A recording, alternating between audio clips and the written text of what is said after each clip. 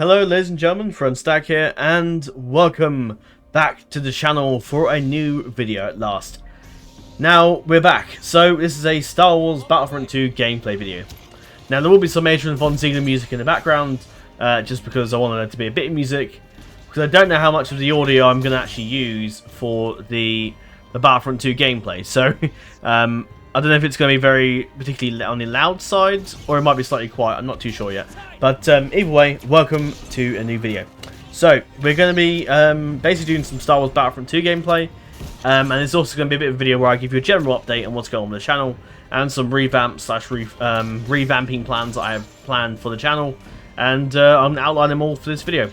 I'm not quite sure how long this will be, but essentially I've recorded at least a couple hours of Battlefront 2 gameplay. So there should be at least something in the background. Rather than me just yabbering on in front of a desktop. That's not very exciting. So, so this hopefully will be the answer to that. So I'll give you a talk about what all the stuff's going on. I have written out a bit of it, like sort of some notes, so I remember to discuss everything that I plan to in today's video. And I will address where I've been and what all that stuff in a second. But one thing you'll notice is I might sound slightly different because I'm in a new setup, and I'll talk about that later on. And also I did a new intro as because I have some inside information that Araka Galadurfon will be returning to YouTube, as far as I'm aware. I think Age of Empires 2 is his plan anyway. It's what I've seen in the Discord that I'm in, with the Discord that he has. I just happen to be hidden around there, just lurking, I guess. And yeah, I'm told he's going to return, which means he's probably going to use that intro. And the whole reason I started doing the My Gavanan intro was because Galu was gone. But Galu seems to be returning now, so I'm going to sort of go back to my sort of older intro. The intro that I think I can say better than I used to be able to. For some reason I was always terrible at saying all that. But anyway, hopefully that's done some justice. So yes, so I'm going to basically go back to a normal intro and outro. That intro works nicely, but I think it also approaches slightly to Lord of the Rings content. And if I'm not doing Lord of the Rings content, that's when I feel it kind of loses its charm, if you know what I mean. And this channel isn't going to be a Lord of the Rings channel forever. I do plan to do lots of other things as well. While Lord of the Rings at the moment is going to be taking center stage, I guess, I do hope to do other stuff as well. So, yes, so the gameplay is basically just Battlefront 2 gameplay of basically on PC. There's no mods enabled at the time of that recording. I probably will later on if I do some more content for Battlefront 2, because I am enjoying it lately.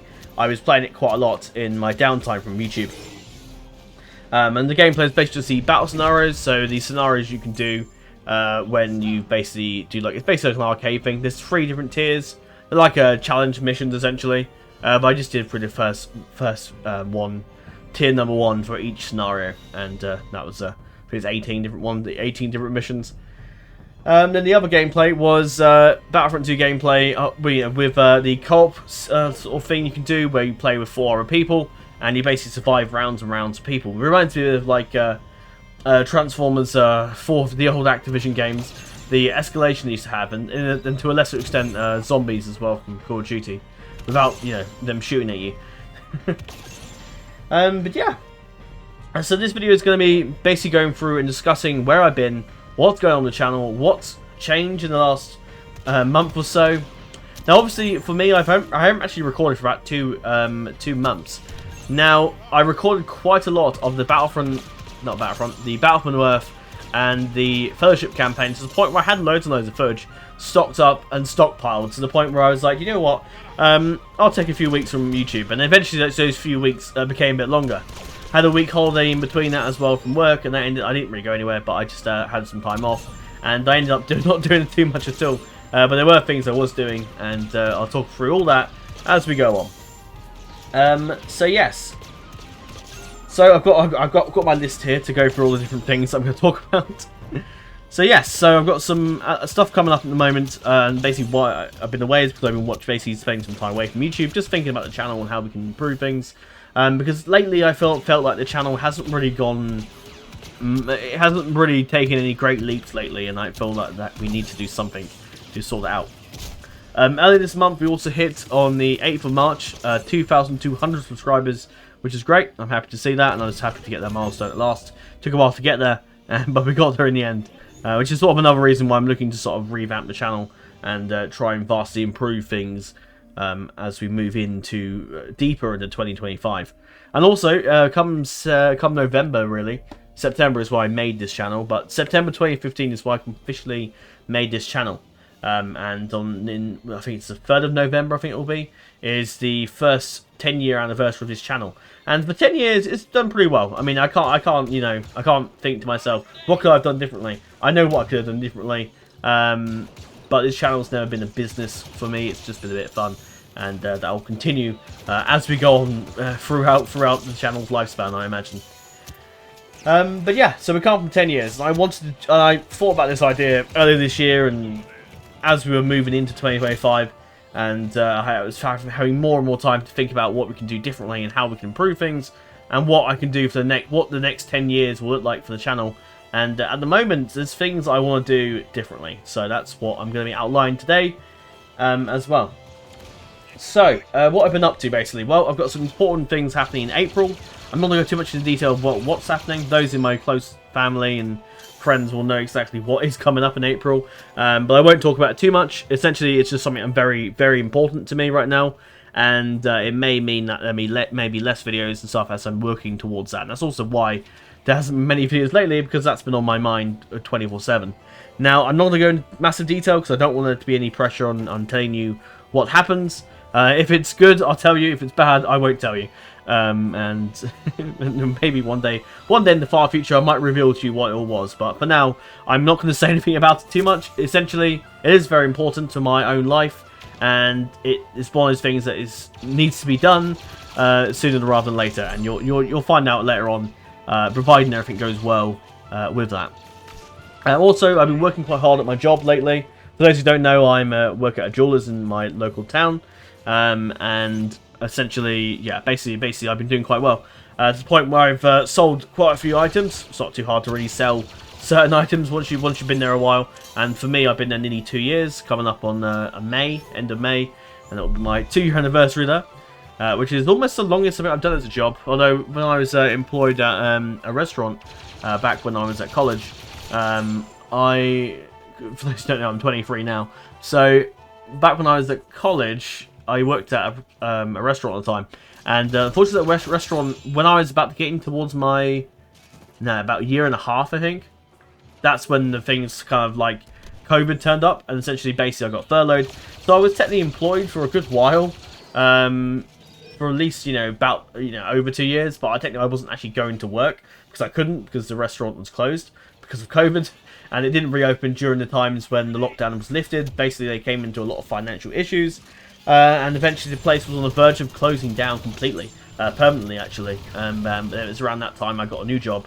And then eventually I was told some months later that it did reopen. But by that point I was already in my other job. Which unfortunately I did due to lack of monetary finances to continue employing me. And so I went to another job and then left that job. And then went to the job I am now. So there was a brief interlude where I worked at Legoland. I didn't really like it that much, and it's a fun job, but I feel it's just not. They don't treat their staff very nicely, so that's why I left. And 2 years later, I'm doing quite well at my other job. So much so that I actually recorded a video at work a few weeks ago, detailing some installation stuff. Not installation guides, but more like a guide to do stuff. And not my boss, but my boss's boss was very pleased with my progress there, and he was very keen for that video to be shared across the whole company.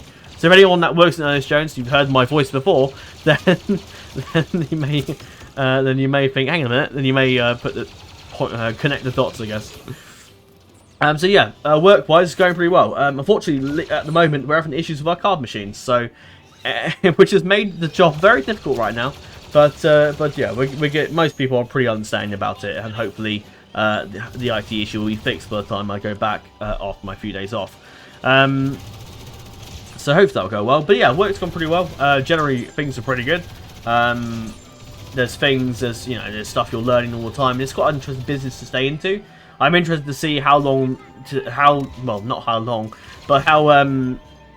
I guess, what's the word? How much I can progress in that career down that particular jewelry watchmaking business, I guess.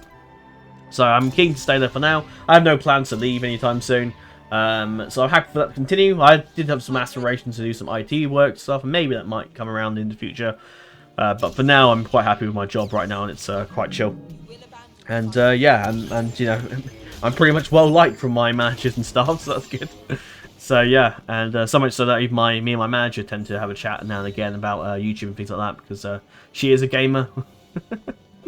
And we have that in common. But yeah, so yeah, work's gone pretty well. I'm happy with my job. I don't have any plans to leave. I don't have any plans to do anything different right now. So that's good. And yeah, work's going fine. And I'm happy with my job right now. And the only thing I would like is maybe some more hours, because it is sort of a part-time job, which is fine for me right now, because it means that I can dedicate a bit of time towards doing YouTube and things, which is good for me. I'm happy with that at the moment. It'd be nice to get some more hours probably out of that job, but maybe that might come around in the future, or at a different sort of job within that industry maybe. But we'll see. Also, I've been watching a fair few films and shows. I've been playing some games as well, such as Battlefront 2 lately. I've been playing a bit of that. And that's basically it. I haven't done that much gaming. Just looking at my Steam library, I mean, looked into a few things to do with Medieval 2, like Hot Seat and stuff. But other than that, not really a lot. Not really much, really. Last time I played Medieval 2 was 12th of March. That's probably when I did the Hot Seat and stuff. And Sigo 2, last time I played that was the 3rd of February, so I haven't really done a lot of gaming in a while, really. Mainly because of things that have been going on lately, and also I've been making some big changes to the setup and room renovations as they've gone on recently. Maybe you'll know that the garden that I live with my parents in has been refurbished, so that's all done.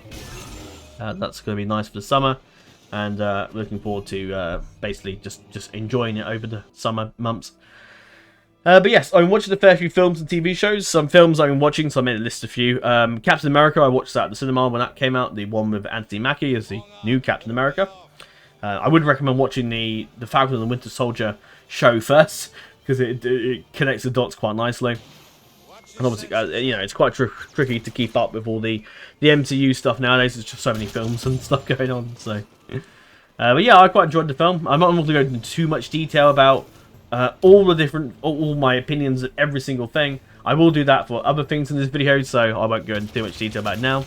Also, watched the 2 Godfather films. I've got the 3rd film to watch at some point. But I watched the 1st and 2nd Godfather film. Very long watches, but very good films. Very good films. I can see why they're talked about so much. The Northman, I recently watched that just actually at the weekend, and that was actually really good. Really enjoyed that. Really interesting. I do like Viking films. I've seen the Vikings series, and I've also seen the Vikings Valhalla series, and also Last Kingdom, and a few others now and again here and there. So that's always up my alley, I guess. I also watched Top Gun Maverick, which I have seen already, but when it came out a few years ago. But my auntie hadn't seen it, and she wanted to watch it with us when she came round. So we did, and it was fun to watch that again. Just adjust my microphone a minute. And then we also watched some other films as well, not just those particular films, there are other stuff as well. I can't remember them all, and none of them are springing to mind right now. But there's probably some other films I've watched as well, and maybe I'll talk about them as time goes on. Some other TV shows I watched, recently watched Sweet Pea, which is quite funny, which of course has the girl from Fallout, the protagonist in Fallout, the Fallout TV series that I still haven't watched yet. So that was quite fun, bit of a fun like murderer film. And on the subject of murdering film, we recently watched The Jackal as well, which is a really good show, based off the film with Edward Fox in about 1972, was it? Very old film. Which I don't think I've watched fully, but I've watched a fair bit of it now and again. But I can't remember if I ever watched it fully. But either way, very good series. Very good series. Really would recommend watching it. Recently, unfortunately, I'm more of those guys. But I recently watched... I've been watching EastEnders lately, and I'm really getting into it lately. I don't know why, really. It's just one of those silly little soap programs. Really. But yeah, I've been watching it quite a fair bit since over like the last few years, and just really got into it. And obviously the 40th anniversary popped out just recently, and I watched that. So that was fun. Recently I've been watching quite a lot of lately Hell's Kitchen with of course Gordon Ramsay. I've been just for some reason I'm really into it lately. I don't know why, but I watched all of season 18 because that was just happened to be on. There's also season 23 that's currently on record, which I've recorded the episodes, just haven't got around to watching that just yet. and also I've watched. I'm sure I've watched a few seasons in the past. And, you know, you're always going to see clips of it in the past as well. But yeah, I recently also watched the season 1 to 6. I'm currently mid an episode 4 of the sixth season, so I'm still working my way through. But they're quite fun, and I've been really enjoying them lately. Also, around the beginning of this year, around the time I was pre-recording the Fellowship of the Ring campaign, because I remember there was a particular video where I remember I was recording and I stopped because I was going to go and watch The Traitors, which is a program where basically you have to vote out each other people. And obviously I watched the UK one. There is a US and Australian one. I think the US is the closest because it's in the same location, but the UK one is by far the most enjoyable. Anyway, and then of course I've been recently watching lately because it's been on The Apprentice with Alan Sugar in it, which has just caught my eye recently. And that's been quite fun to watch. And yeah, I think that's basically the highlights of my TV shows I've been watching. There's probably some other stuff on there as well. I should turn my fan up a bit. I hope it doesn't come off the microphone too much. But yeah, there's other things we're watching as well. And also one of the key things I've been doing lately, which is also why there's no videos, because everything in my room and office has been unplugged recently. And that's because I've been doing room renovations with the help of my family. And obviously various people doing, you know, installing certain things. And that is because I've been renovating my bedroom and office, which has been the cards to do for a while now. I'm sure I've mentioned it in videos as time's gone on about the room renovations, and finally I got around to actually doing it. And yeah, so basically I renovated my bedroom, more so than this room obviously, and I'll talk about through that as we go. So the bedroom, one of the key things was the carpet. It was about 20 plus years old, and well, actually 24 years old I think now. Yeah, 24 years old. And the carpet in that bedroom was completely scuffed, because obviously back in the time past, long past, I used to have my office and stuff in my bedroom, but I used to have a single bed. I don't have a single bed anymore. I have a double bed, so I don't really have the space for an office anymore in that room. So yeah. So basically one key things was get a new carpet. So I got a new nice sort of grey, sort of silvery sort of carpet, which is very nice. Also basically got a new bed, because the old bed I had was from my grandparents from many years ago, which was then inherited by my parents and inherited by me later on.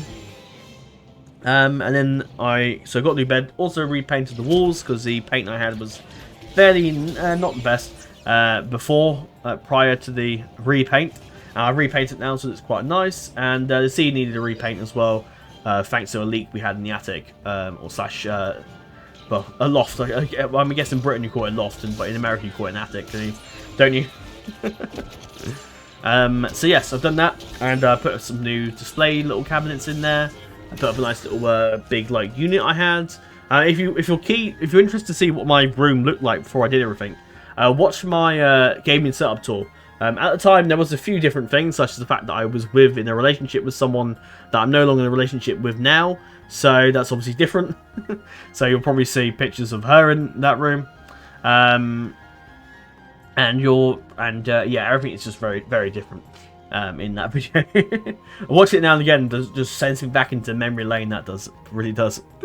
But yeah. So yeah, what else we did in that room? So basically we went through and got some new pictures. Well, actually, not many pictures. No, just some things that are already in the room, but in different places. I've hung them up and things. I think there's another area where I want to put up a picture as well, but I'll do that at some point. But yeah, it's all looking pretty nice. Eventually I will do a setup video at some point in the future. Probably maybe when I hit 3,000 subscribers. I think that's my goal, is whenever I hit that milestone, I'll do a setup video. By that point, all the things that I want doing that still haven't been done should all be done, and everything should be ready to go for that video in the future. So yeah, what else happened in that room? So yeah, basically I put up the main sort of area now where my video games and books are all in that room. So I've got loads of books over many years of my lifespan, and obviously video games, you collect a lot of those, and most of them now sit in one of the slightly larger big unit, the Calic unit. It's like a 4 cube one that just is rather tall. That fits in my room nicely, and then there's a little area where I have my discs and thing on the other side of the room. And where I put a few bits and bobs in there. I've also got a nice little area in my wardrobes and space in there. Definitely a lot since since my relationship ended, because obviously at the time that person was living with me. So obviously I had a lot more space than I do now. So yeah, and obviously I was able to make use a bit more of my wardrobe space, which is good because I can now have a bit more room to put some other ornaments and things in that little space on the left hand side. On the right is where my clothes are. Left is just an area where I have my jewelry boxes and watch boxes and things, where I store my watches and jewelry bits and bobs. And yeah, it's pretty neat. I like it. And then of course the next thing was the office, which was a lot less. Well, I haven't redone the carpet. I know the carpet I think is about probably over 20 years old now, so that probably needs doing at some point. But it's not going to be a problem for now, for any time soon. We're gonna just ignore that for now. But it's fine. It just needs a good hoover now and again. But it's fairly old. I mean, my carpet I had in my bedroom was about 2001, and then this current one is about 2004. So, but at the moment it's okay. It's not too bad. I mean, this carpet is a lot less use because the room I'm in now used to be this spare bedroom, which hardly got much use. It used to be a laundry room where and basically just storage. We just put random stuff in here, and that was basically it. That was the whole purpose of this room. But one of the agreements I got with my family was. It more came into effect when when my ex-partner moved in. We through many different tribulations. Basically, the agreement was that I could use this room as an office because I couldn't really use my bedroom as an office because there was now a double bed in there and there was no space for an office room in there. I did have a TV in there at one point, but that's since now moved to this room. And that was the agreement. I got this room as a sort of my own little space, apart from my bedroom. So it was nice to have two rooms, and I am paying extra rent because of it in my mum and dad's house, which is basically my house, and my mum and dad are rather happy for me to remain here. They're not like some parents that are very keen for their children to get the hell out.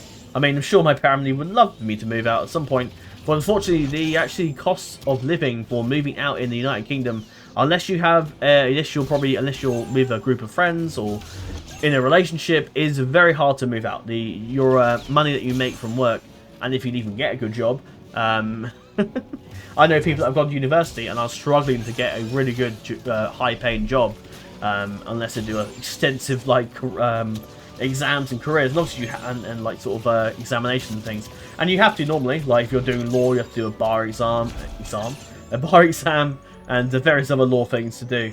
And qualifications and whatnot to do. There's a friend of mine that's doing it now, but he's tried to find a law job and he's kind of given up and is working somewhere completely different now. And that seems to be a running theme. A lot of people I know have degrees in certain things like geography. My own manager has a geography degree and she doesn't even work in a geography field at all. So it just shows that people don't even you can do a degree for so many years, but you could be doing a completely different job, and it just doesn't really.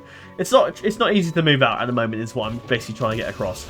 But yeah, so essentially that's how I got this room. And since then, it did have a single bed in this room at one point, and I've since moved that out and basically taken over this room essentially. Yeah, that's the agreement at the moment, and yeah, things are going pretty well.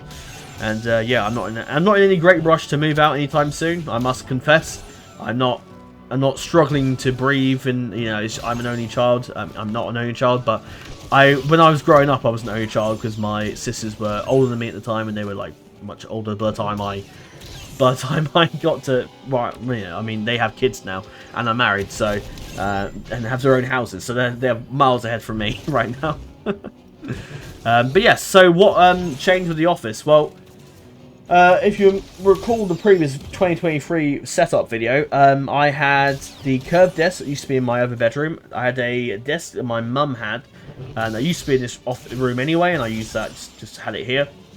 And also it had a lot of various, and I think, trying to visualise, yeah, behind, the wall behind me, where that curved desk was, behind me was sort of a bare wall. There wasn't really much there. I think there's a few pictures and things. There used to be like a, what was it? It used to be like a massive wardrobe cabinet behind me, but that's since moved into my room now. I think I'm using it actually now, or he might have sold it. I can't remember. So yeah, that was there, and now that's gone. And eventually I had some units for where I used to put my Lego and things, and that's still here. So essentially what I did is I went and got two new desks on the... I'm just taking my headphones off, because the headphones I've got, which I'll talk about later, are actually very noise cancelling, to the point where you feel like you're talking inside of a very small room, and it sounds really weird, and I'm not quite used to them yet, but they're really good headphones, and I'll discuss them later. So I got two new desks that now go alongside the front. I can't describe it. Where my original desk was, I've now got two brand new desks that I got from IKEA, and they now go across the room in front of me. On the right hand side of the room, where the main plug socket is of this room, for where it used to be, where the original desk used to be, is where now my computer and main setup is. So on the left hand side of me, just underneath the desks, I have my PC, and on the right of me I have my actually a camping table I use just to keep the consoles that I have off the ground, to keep the dust away. And I have my PlayStation, Xbox 360, the Xbox Series X and 360, and the Nintendo Switch dock just underneath my right hand side, which is and a few other little USB adapters and things, which is quite useful. But yeah, basically I redone the whole room. So and I've also bought and purchased a few new other things. So the two new desks are the main thing. I also went and purchased a new chair. Maybe you remember I had a creaking chair in videos that have gone by. And I've since gone ahead and got a new chair, which is much more comfortable. I'm sitting in it now, and I can already feel like there's a bit of like support on my back, which I never really had with my previous chairs. It was just sort of there was almost like a little bit of a gap there, and your back would hurt after a while. And at the moment, every time I've stood up from my desks since I've redone everything, it's just incredibly comfortable, and to the point where I can actually stand up without feeling like immense back pain after you sit in a chair for ages, which is great. And yeah, the chair I have is like a sort of a plastic metal sort of fabric sort of chair. It's a really comfortable chair. It's also not leather, so I don't have to feel, so you won't hear that creaking ever again, hopefully. Unless there's an issue with my chair, of course, which is good. I'm really happy that's the thing. We won't listen to that anymore. Sorry, I just adjusted the music though, because I felt it was a bit low. That's a bit better. Right. So yeah, I've got a new chair, which is very comfortable, and a new desk, and also behind me, because I have quite an immense display of collection of Lego over the years, stuff that I'm looking to probably sell at some point. Apart from the new stuff, so I'm not going to, and any of the stuff that's intact. Unfortunately, a lot of my old Lego is actually unintact. Sadly, some some reason as a kid, I would take things apart. I'm not quite sure why. But then you're a kid, you know, you do silly things as a kid, and you look back and you think, why the hell did I do that? But anyway, and I also got ahead and got a few more new display cabinet, a glass one actually, just to see what it was like in this room. It's quite nice. It's now, if I just turn into my behind me now, it is quite nice. It's got a light at the very top, and it's just pretty well holding pretty much most of my Lego, which is quite good. Unfortunately, it wasn't actually as big as I hoped it to be. I thought it could fit maybe some bigger Lego sets that I have, such as the Lion Knight's Castle and the... that's nothing I haven't told you yet. The Lion Knight's Castle and the Mos Eisley Cantina, UCS collections. And also, I need to tell you, I also managed to get... and this is just by some stroke of luck, really, because I was having to look on eBay, and I saw a Lego Death Star on there. There was a bidding thing, and it was actually a relatively cheap price. For those who don't know, Lego Death Stars are incredibly rare. I think there is one come out this year, but I've heard it to be about £1,000, which is just bananas. I'm not paying that for a Lego set. Yeah, that's crazy. But I saw it really cheap, and the Lego Death Stars nowadays are on like. If you ever go on Amazon, you'll see it on there for like a 1,200, and you think, who the hell's paying that? Some mad person, and some other people paying loads and loads of money for them as well. And this is what I got for about $280, which is actually a really reasonable price. It was the 2008 one, so not the newest 2017 one, which is okay. But I mean, I'm not overly fussed. I have loads and loads of minifigures anyway. I can always put newer minifigures in there anyway if I want to. And yeah, it retailed back in 2008 for about £270. And the fact that I got it for about only £10 more, I had to pay like a £20 delivery charge, which isn't great. But the fact that I still paid, you know, 30 quid less than, it was only 30 quid more than, you know, people paying them for like 1,200 and like 500 and 700 and 800, stuff like that. And I got it for a really good deal. Incredibly It's one of those sets I've always wanted as a kid, ever since I was very young, ever since ever since I can remember. I've always wanted that set, and the fact that I now have it and it's now sitting currently in my bedroom, waiting to be built, is great. The sadly, display cabinet I brought does not fit, so I'm gonna have to look getting possibly. I'm probably gonna keep for temporarily the units I have behind me. Right now, my castle and cantina and various other things are embedded in there at the moment. I also have a shelf above me where I have my Lego pirate ship at the moment, one of the Creator 3-in-1 sets. Though I have heard there's a Lego Black Pearl on the horizon, so I might be nabbing that at some point. But I do need to work on actually storage stuff, maybe get a bigger Calyx unit behind me that is a bit more wide, maybe slightly larger. I don't mind if it's that big. So I would like to have a bit more space in there, because if I am going to possibly get any more sets, and after I've cleared out the current ones, that's on my to-do list, get rid of the old sets and salvage whatever I can, basically. If I can use some again, I will. If I can't, I think, yeah, it's time to move on and sell some of these for other space, or then that's what I'm going to do. But anyway, enough of that. But yeah, basically I've kept the two big units I had before, and the other one that used to be in this room is now in my bedroom, which is fulfilling the job of a storage unit right now.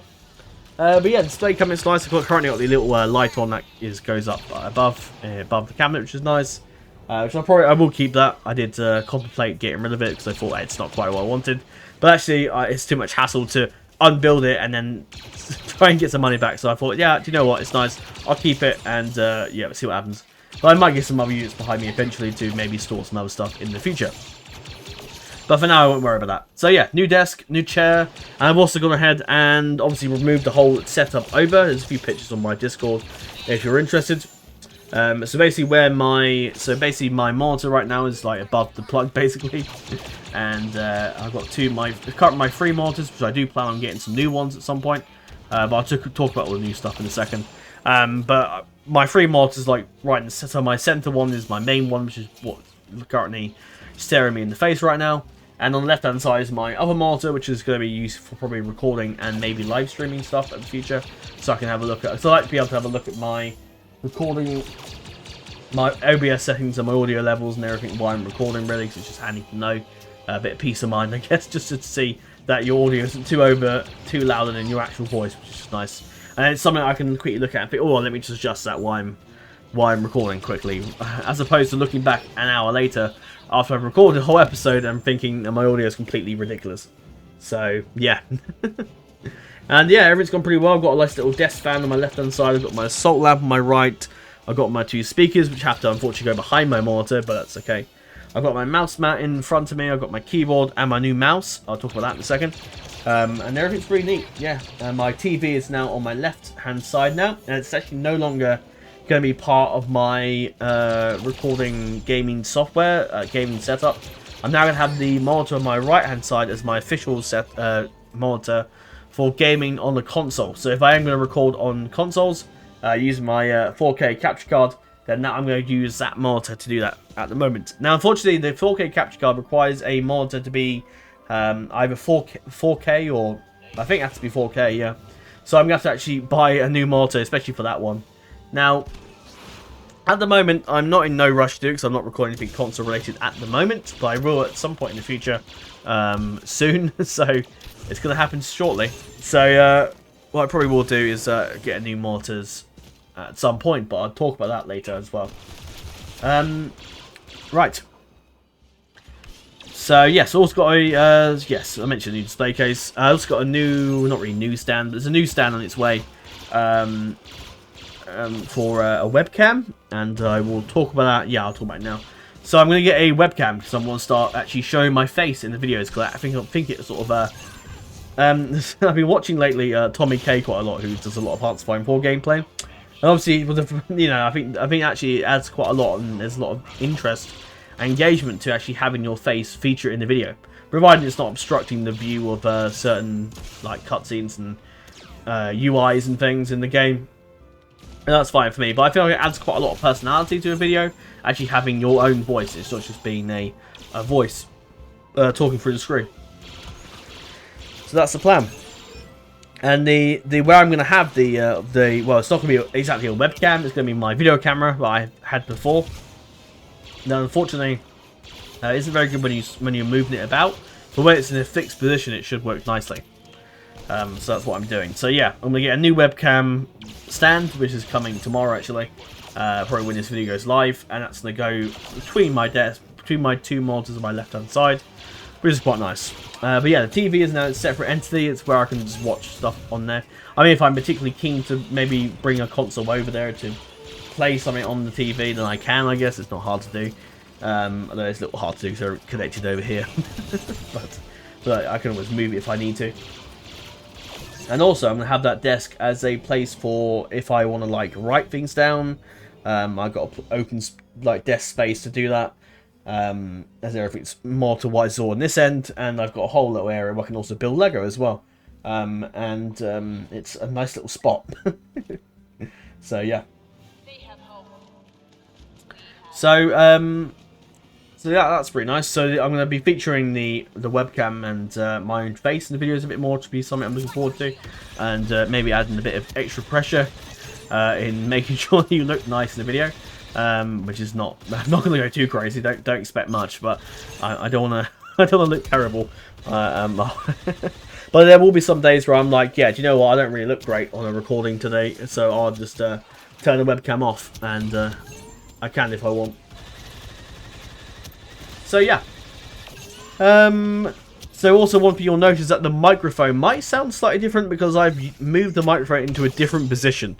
And that's because I've actually moved the microphone facing upwards as opposed to it facing downwards, so it captures less of my mouse clicking and my keyboard clicking. Now, unfortunately, because of the current keyboard I have, it is mechanical, so it does make a lot of sounds. However, I'm getting a new keyboard soon, which will actually have less of those sounds, so that'd be better. Because I've noticed the noise filter I have, because my microphone is very good at capturing like everything, any sort of like volume or anything. It captures stuff downstairs. It is a really good microphone. It captures just too much volume of things that I don't want to capture. I just want to capture my voice and maybe the odd things in the background, just, you know, now and again. But I don't want it to capture stuff that my parents are doing downstairs, if I'm being honest. So yeah. So the microphone is on my right hand side in between the other monitor. So essentially what I'll do, if I'm recording the console, I can then move the OBS tab onto this main center monitor and then be able to look at it while I'm recording on the the PlayStation 5, for example. So yeah, that's new. Anything else I'm missing from that list at all? Don't think so, no. Oh, that's right. I've started to go almost new. I've adopted a new brand, really, I guess.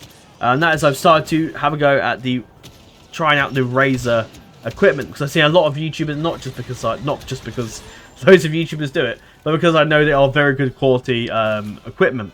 I've started to do that. So just a few weeks ago now, I purchased for myself the Razer Barracuda X headphones, which is why it's very noise cancelling, because they are. Oh my god.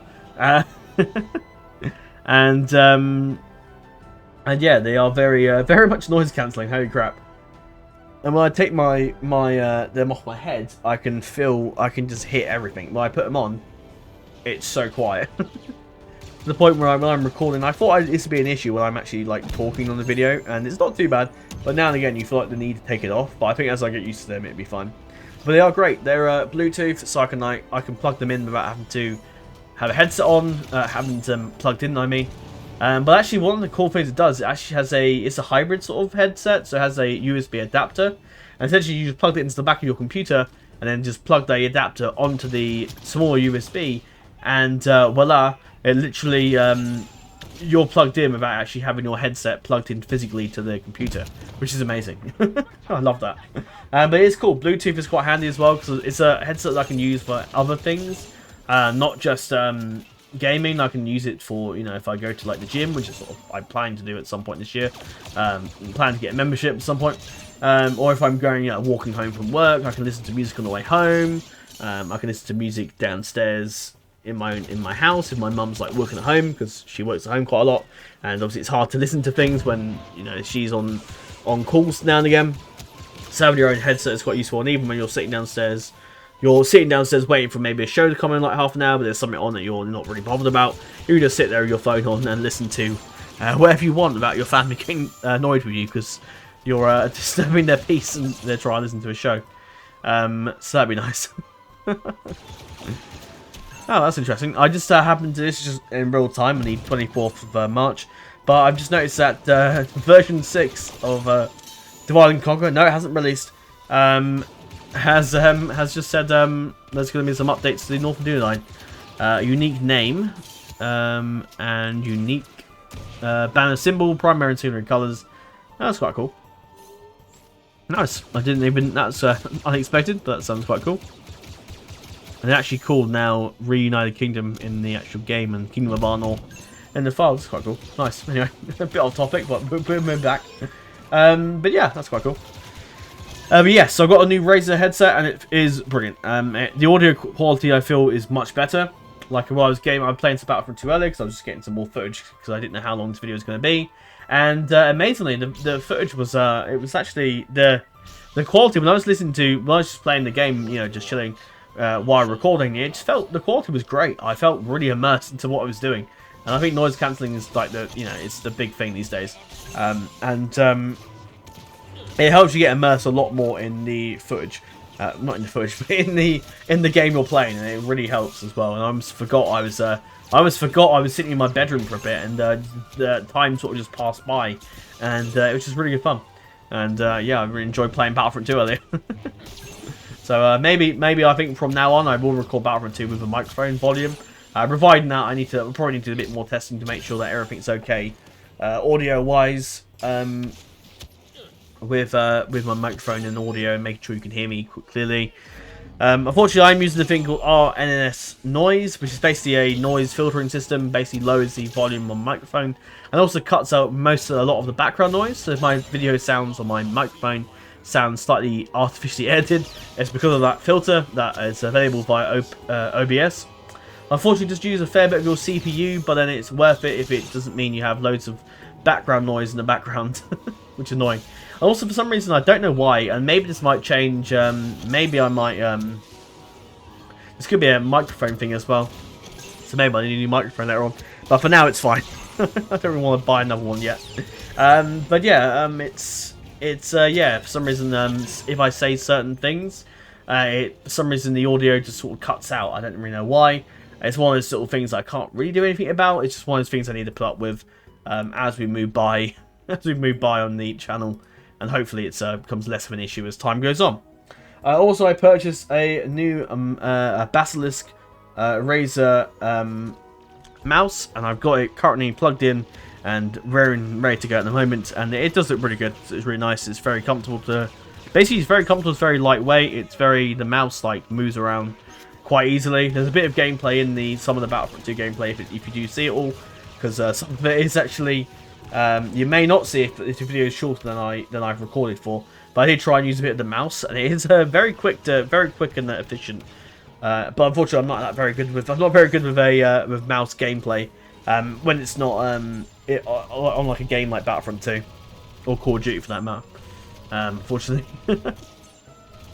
But yes, I got the new mouse. It's pretty good. It's nice. Basilisk. It's really nice. It lights up quite nicely. I think there is a way you can get to connect with the games you're playing, but I've not actually looked into that just yet, and I probably will do that later on when I get my new keyboard. Which brings me on to my next bit, and that is all the new stuff that I'm hopefully getting. So, like I said earlier, new shelving units eventually is on the cards, but nothing I'm too worried about just yet. I hope to get some new display boxes. So, essentially for certain LEGO sets, you can get display boxes that go over the top of certain sets. So, for example, the LEGO Death Star has its own like little display box, which basically keeps the dust out and keeps it like together. And you can stack them as well. So if there's a particular set that's like Death Star, for example, and you want to put something on top of it, you can. Which is quite like the X-Wing, for example. Yes, that brings on to the next point. It's a new keyboard that I've ordered. Because this keyboard is getting pretty old. So much so that certain keys don't work. Well, they do work if you press them about 500 times. But I don't really want to be pressing the caps lock button 500 times just to be able to put a capital letter in my sentence. So And yes, the new keyboard, I will actually tell you what it is. It's not coming until about the end of April, so I've got a while to go, which is fine. I mean, I can deal with this keyboard for a little while. And also my mouse, I know it had a few issues with the just a few days ago actually, so that's good that it came. My new mouse came and it did.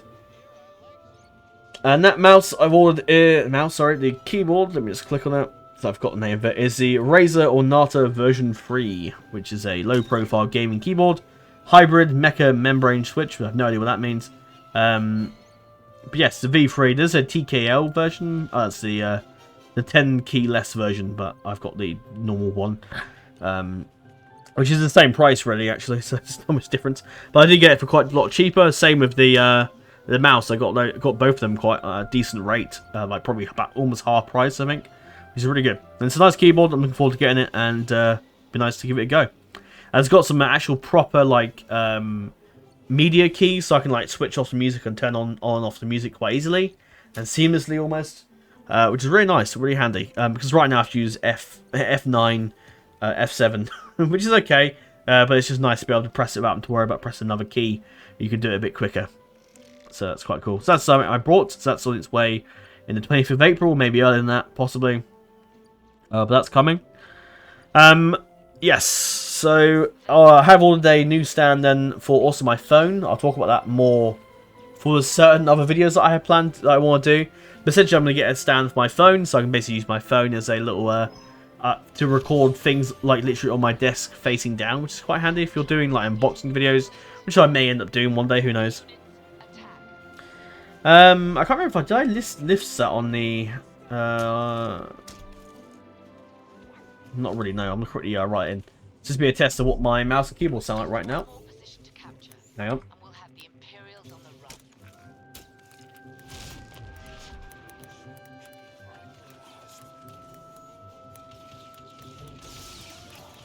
So let me know what you think of that, and if it's too loud, and if you can hear it, and if it's really off-putting, or if my audio obstructs it slightly. But yeah, let me know. I'm curious to see what you think.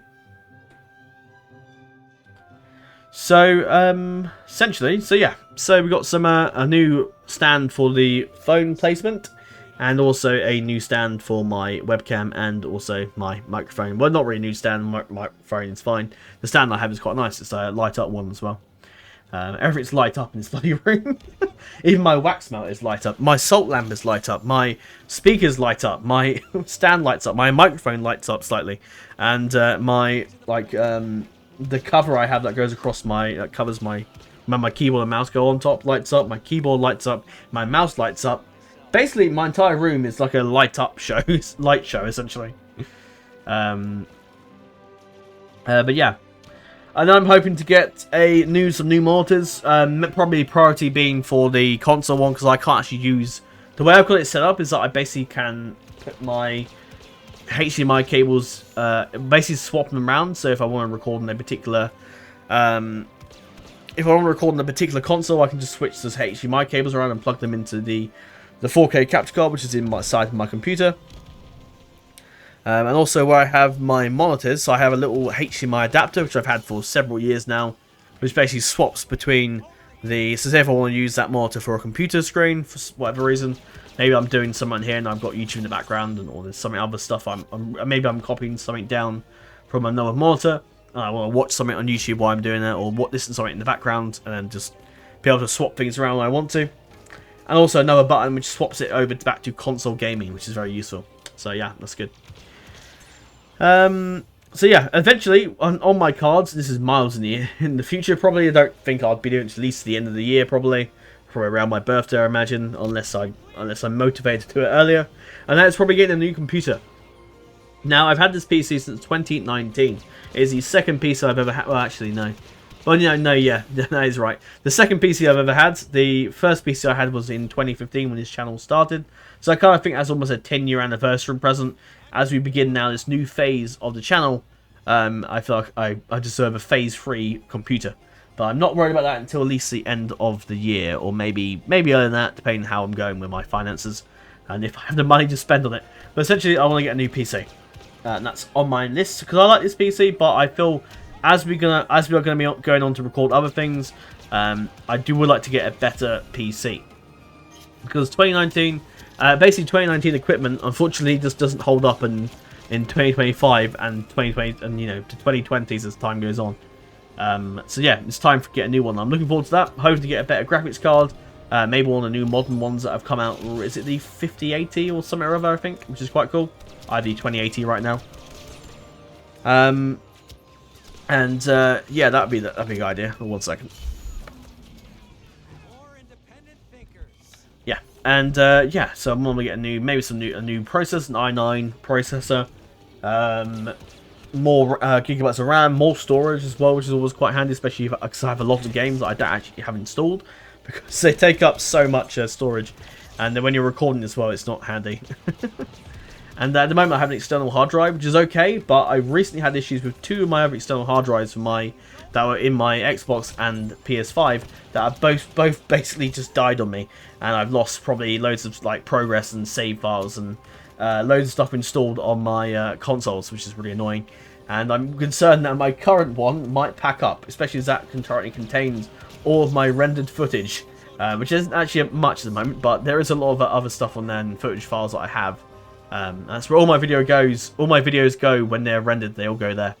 So I'd rather have a storage that is basically built into the PC, to be honest. But we'll see. I'm also not really at the stage where I can really upgrade my PC any further. Unfortunately, as upgraded as it's going to be, I don't have any more slots to actually be able to put another graphics card into the PC. So I can't really go any further, basically.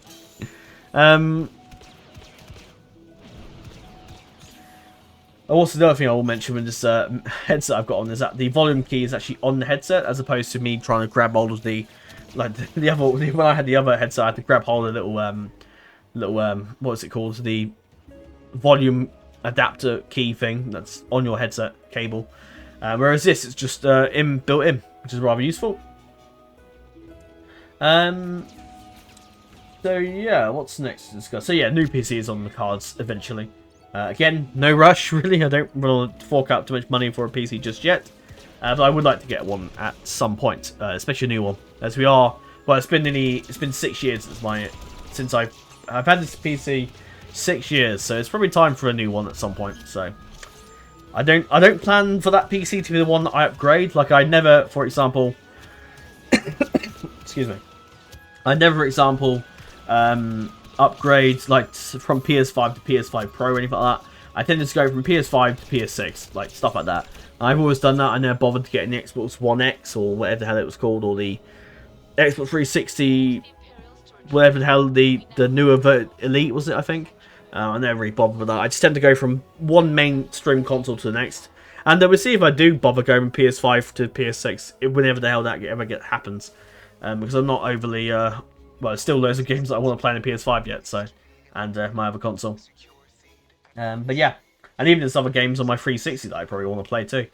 But anyway, so yeah, new PC. So let's discuss now the channel revamp. We'd turn our attention from, of course, me yabbering on about my setup and all the things that were going on in my life recently, and return to the exciting stuff and what the channel revamp will look like. So, some plans that I have, and I can't promise you these plans will outlive me or outlive my current plan, but this is stuff that I would like to do to improve the channel. So, first of all, what I want to do for the revamp is to look at possibly doing some more narrative intros. I think they add a lot to your channel. They add a lot to your own character as well in the channel. They add a lot to your protagonist if you're in a game as a character with no really real established backstory.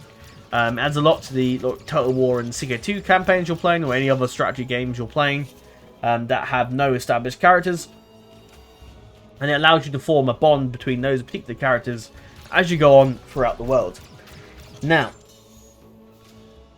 that's my plan. So any new campaigns, new footage for certain games that have no established backstories and all that, or if they have non-established backstories, then I'll do it. But if they do have established backstories, and there's no real need for me to do intros for them. But stuff like Total War and Grand Strategy that isn't like Battlefront Earth or stuff that is established already with its own storyline, then I will focus on making narrative intros for. Now I can't promise you it will be for every single episode, But at least the first episode and the last episode will have narrative intros. Maybe there might be a few intros for particular videos, particular episodes where lots of things happen. But I can't promise you that will happen for every single episode. Especially with it being every week. So that's the next thing I will discuss is the upload schedule. So there's going to be upload schedule. It's going to be a bit of a light upload schedule to reflect that I'm probably going to be one day working full time. I don't want to put up a massive upload schedule and then burn myself out. That's not the idea.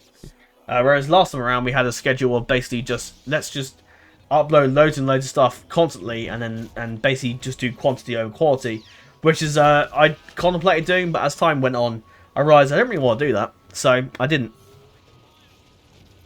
So yeah, let's discuss that. So new schedule is going to be a rotational schedule. Basically it will be a video. A while ago I did a poll and most people were in favour of one video every other day, basically.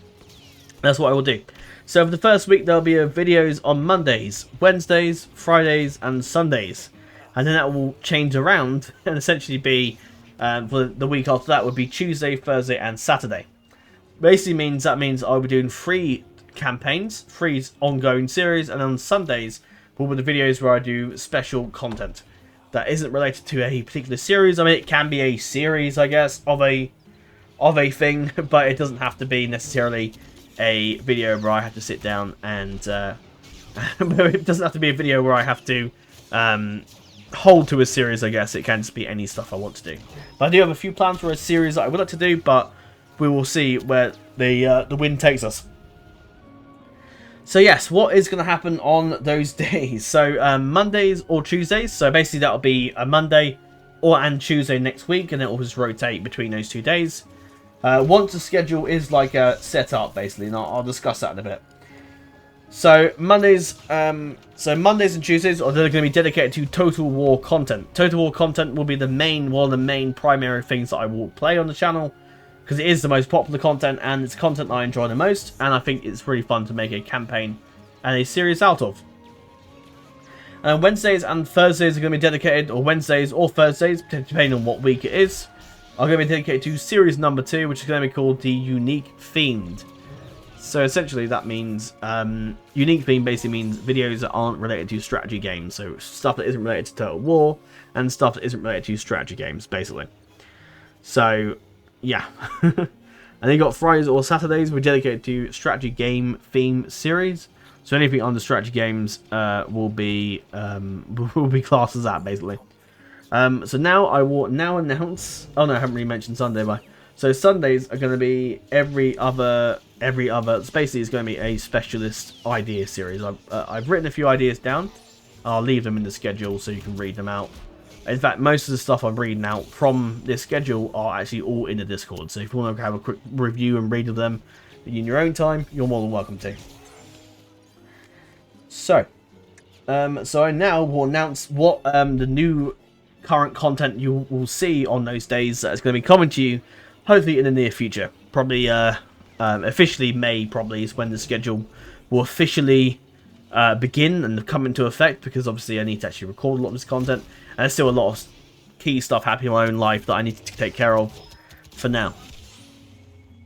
I'll turn the music up because I think it's slightly... Is it quite low or is it... It is a bit low. Let's turn it up. That's better. Okay, and now some of you may have already seen this by the polls, so it's probably quite obvious actually, but I will discuss some of this as we go. So for Mondays and Tuesdays, the Total War theme slot will be taken up by Divide and Conquer Veil of Dorwinion campaign, which won the faction vote, and Divide and Conquer went on to win the mod, and then also game vote before that as well, between the different Total War games. And DAC, unsurprisingly, won the vote. I'm not surprised. DAC is a very popular mod, and I'm not at all sad to be playing it again. I do enjoy the mod. It's a great mod, and it really is a pinnacle of Total War modding. And the Winning also happen to be one of my favourite factions, so I'm happy to play as them, and I'm looking forward to playing as them. In fact, the first episode of the campaign will have a vote attached to that video, which will decide if we go the Elven or Man route. So there you go. You get a choice. which is also polls is a very key thing of mine. I plan for that to be a recurring theme as we move on, because it's nice to give everyone a choice in the content. Because a lot of YouTubers just sort of upload things all the time. Most people, I mean, you have a fan base obviously by then that most people will be like, yeah, we'll like that stuff. But I always like to give people a choice and give them the bit of a, give them the choice, let them decide what they want to see. I think that really helps. Giving your people and your fan base a platform to vote on, I think is always good to do. I mean, it's how democracy works, isn't it? And I am in a democratic country, so I've got to get with it. So yes, so Veil to Winning will continue on. Something we'll do is there'll be an alternation between each Total War campaign. So what that basically means is that I will be doing a fantasy Total War campaign and a historical Total War campaign. So essentially that means focusing on an historical Total War campaign or different mod or different game. Anything under historical that isn't like a fantasy world would be historical. And then if you were going to do fantasy campaigns, it will be a fantasy Total War mod or game, basically. Although there's more mods than there is games actually of Total War, which is quite funny. But yeah, and I'll do a poll for each of those different options as time goes on. But we shall see. But that's the plan. I want to do like I want to alternate between different stuff. Otherwise we're doing like DAC forever, basically. I would like to do other campaigns as well. So DAC is, a popular thing of mine, but it's not the only thing that I want to focus on. I do want to do other stuff too, and we'll probably do some more. But so we did the fantasy campaign with DAC first, and then eventually, when the DAC series ends, the winning campaign wraps up, we'll then do a historical Total War game, and we'll do a vote between the different mods and games for that. I'll probably put a massive amalgamation of mods in there, and then you can all vote for whatever you want. So yeah. Next one then is the unique theme series, and I'm happy to announce that I'm starting a Lord of the Rings game marathon, which has been highly requested by many of you in the voting, and it's definitely something that I am looking forward to bringing to you as we move forward. So yeah, essentially we'll be playing the Lego Hobbit first, because we're going, and this is all by votes. Many of you decide for us to go into chronological order, which essentially means we'll be going via canonical story. Depending on the main setting of the game, we're not going to be playing a game that's has a prologue of the Second Age, and then we play with the mindset that's the earliest in the timeline, then we continue on through that point. No, it'll just be chronologically from the setting of the main primary setting of the game to the final setting of the game, basically. And most people are in favour of me doing the Lego Hobbit first, because I asked you which Hobbit game you want me to do. The newer one, which came out in 2003, which Izzy played recently, or the Lego Hobbit game. And most people are in favour of the Lego Hobbit game, but I will play the other Hobbit game afterwards as well. So I will say actually what the chronological order of that is going to actually be, and I will quickly tell you right now. So the Lego the Hobbit and the Hobbit games will be the ones we will play first. Then we'll play Shadow of Mordor and Shadow of War, which take place about 10 years after the actual DAC setting, actually, which is quite funny. Or 10 years before that, sorry. Tales of the Shire, which is a brand new Shire game coming out this year, which is something I'm looking forward to playing. When it does, it is something we'll include into the order. After that is the Gollum game, which has been very critical. Sadly, the Gollum game did not use or take the opportunity to use Andy Serkis' voice as Gollum, which is a huge letdown. But I'm open to giving it a go anyway. I have the PS5, so that'd be interesting. Then next is the Lord of the Rings games, where I probably will do a vote actually between them, because these next 4 games are kind of set around the same time. So it kind of makes sense for me to do, I guess, a vote between 4 of these games to see which one you want me to play. But we're working to that later on. So the next one will be Lego Lord of the Rings. Then you got the Fellowship of the Ring game, and then there'll be the Third Age of War in the North that I will basically play. But basically, depending on which one wins. So, for example, the Fellowship of the Ring game wins, we'll play the Two Towers and Return of the King, the 2 respective games afterwards. So, just to let you know. But yeah, Lego Lord of the Rings. You got the Fellowship of the Ring game, which came out back in 2002, was it? I think, or 2000. I'm not sure. 2002, I think. And then you got the Fellowship of the Ring game, the Two Towers, and the Return of the King. The Two Towers and Return of the King are based off the films. Then you got the Third Age game, which is a bit of like a game that's a bit like reminds me of Pokemon for some reason. But it's a game that sort of runs alongside the Third Age and Lord of the Rings and everything, and they're based on some different characters. It's quite cool. Then you have War in the North, which of course did play recently, and something I will discuss later on is that I did decide to cancel that series. I will discuss that in more detail as we go on later on in the video. But essentially, War in the North ended. But that's what we would play later on in the order, so I will come back to it at some point in the future. So, there you go. After that would be Lord of the Rings Conquest, which is a old game, basically the Battlefront, Star Wars Battlefront version of Lord of the Rings, essentially, and it's quite a fun game. Sadly, it's not as it didn't really do that well, and this is the reason you haven't seen many since. But I think it's an alright game. It's not bad. There are things that could definitely be better though. And then you got Lord of the Rings Online, which is a game that many people have been requesting me to play, and I will finally reveal. I will finally bring it to you. And yeah, I'm looking forward to playing that. It's quite fun. It sounds quite enjoyable. And then you got Aragorn's Quest, which is a game focusing on the Aragorn's own journey in the films, and the Return to Moria game, which is when the dwarfs return to Khazad-dûm and restore the ancient halls of their fathers and grandfathers. After that, you have... So yeah, that's... I mean, why am I saying after that? There is no after that. That's it. That's as far as the Lord of the Rings games go. Unless, of course, a game releases sometime literally after I finish the last one. But who knows? Now, something I will do as well then, because obviously I'm going to alternate between that, because otherwise I'd probably be bored out of my skull playing Lord of the Rings games straight for ages. So I will do something a bit different as well. So what I will do is I will alternate between a different type of game series, basically focusing on non-open world games. Now, unfortunately, some of this list are kind of non-open, or some are open world and some aren't.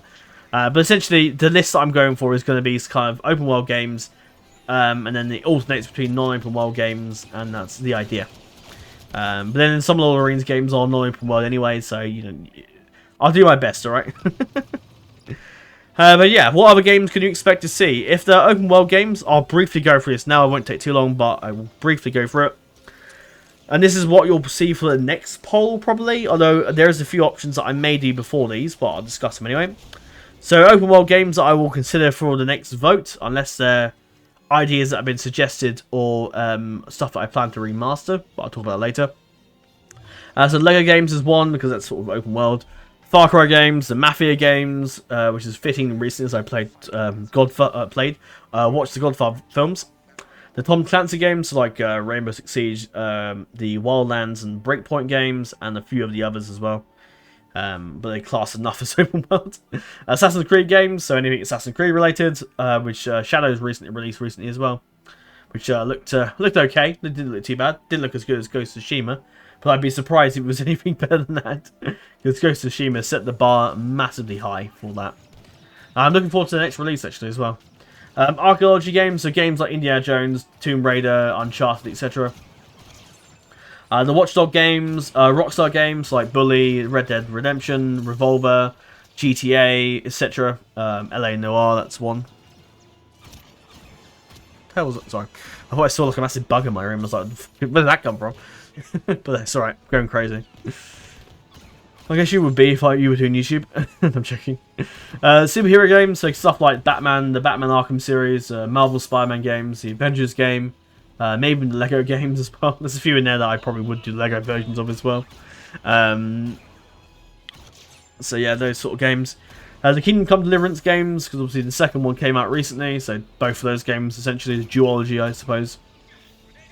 CD Projekt Red games, so like Cyberpunk, The Witcher, and any others that pique my interest. The Wizarding World games, so Harry Potter and any other sort of type games like Hogwarts Legacy, the Lego Harry Potter games, the very early Harry Potter games, and the most recent entry, which was probably the Deathly Hallows Part 2.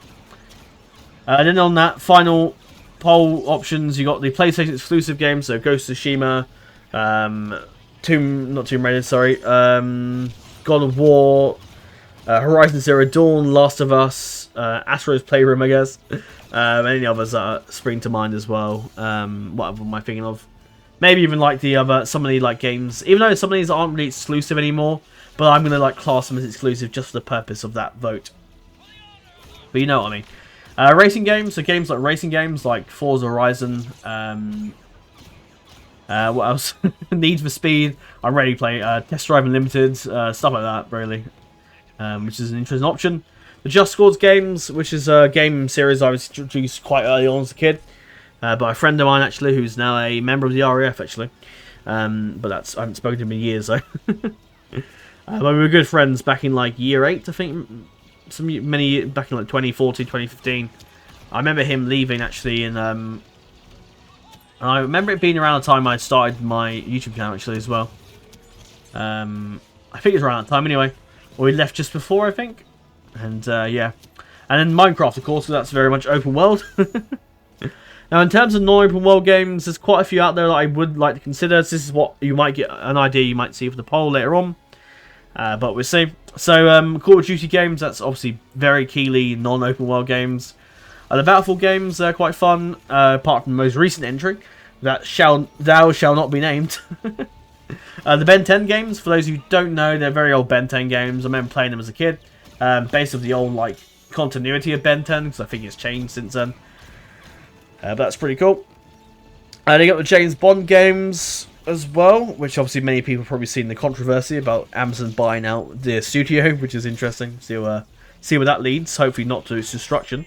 The Mass Effect games, apart from Andromeda, they're all pretty much non-open world games. The Sniper Elite games, which is pretty cool. There was a 5th game coming out. Wasn't a 5th game, was it? Well, there was a game coming out this year, I know that. You got the Halo games, which are pretty cool. I think Infinite is now open world, but every game series seems to be heading in the direction of open world. Sadly. Well, not sadly, but like, I mean, sometimes it's nice to play a game that isn't completely open world focused all the time. It's nice just to chill in a scripted area, really, rather than having to like explore the whole map, especially massive maps. I just hate those. You'll notice of quite a few of these games are games that I'm focusing on that are kind of like games that I have, and I don't really want to buy too many new games unless they're in a particular marathon, I guess. But I try and avoid that. Then you got the Titanfall games, which is what I'm open to giving them a go. The Crisis trilogy, which is looks quite interesting. I remember when I used to work for Electric Games, I did a video essay about that, which is quite cool. I'm quite intrigued by it. You've got the Hitman games, there's quite a few of those. The Game of Thrones games, because most of them are not open world, I think. Like Game of Thrones RPG, the Telltale game, and the... Oh, what is it? Oh, that new one that came out, which looks kind of crap, to be honest. But I may well give it a go. You got Spec Ops: The Line, and which is an old game I remember playing as a kid. I remember playing the demo version back when I wasn't allowed these games, but I was allowed to play the demo version because my parents didn't know that existed. Terminator Resistance, which is a really cool game based on the Terminator universe. Rise of Rome, Stray, which is a very cute game about a cat, and For Honor as well, which is pretty cool. Which has a bit of an interesting campaign, but I'm open to giving it a go. So yeah, that's those are different games basically. I'm gonna take a bit more sip of my water, and yeah. Very confident, aren't you?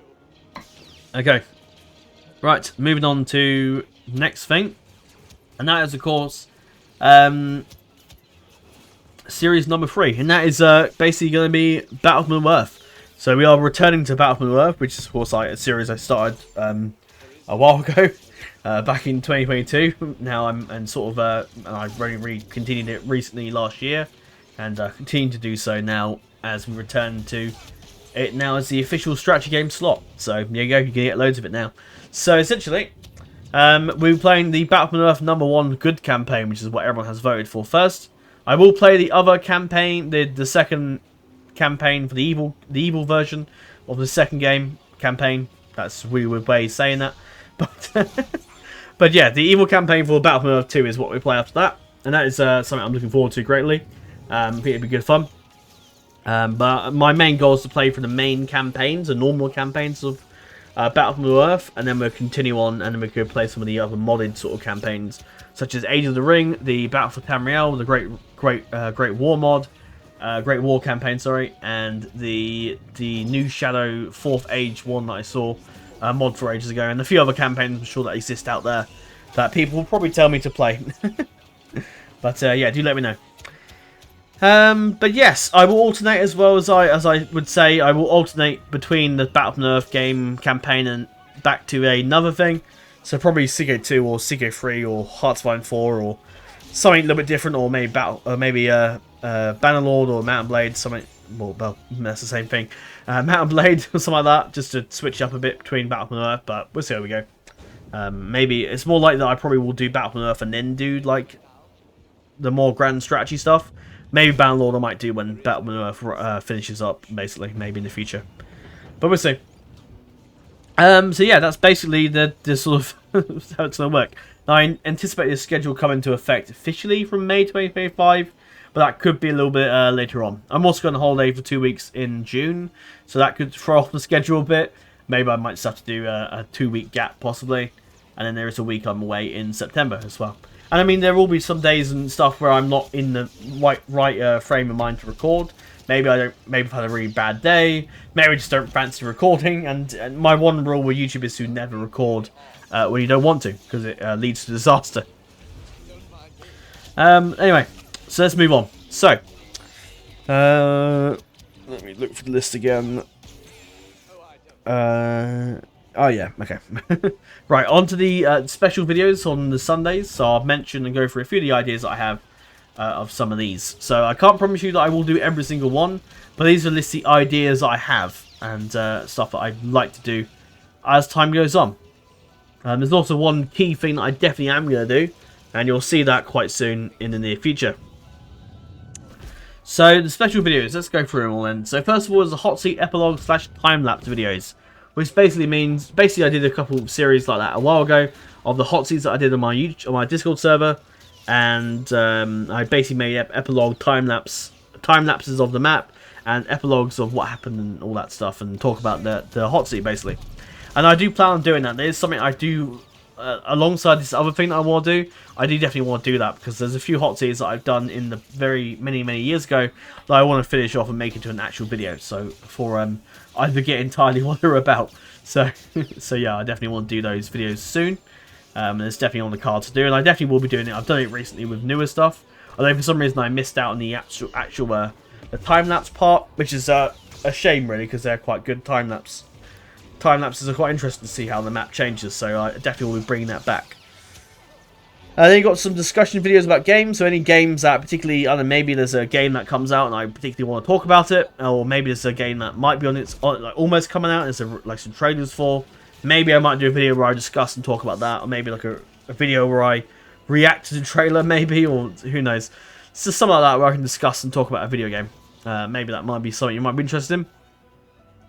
Then you got next on the list is mod developer diaries and faction overview videos. Basically, that's for more my own modding, which I'll talk about that in a moment because there's something I do have planned.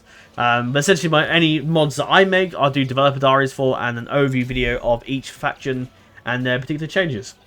And stuff that I could even do that for other existing mods that I haven't made as well, just to show off the factions and things. But we'll see.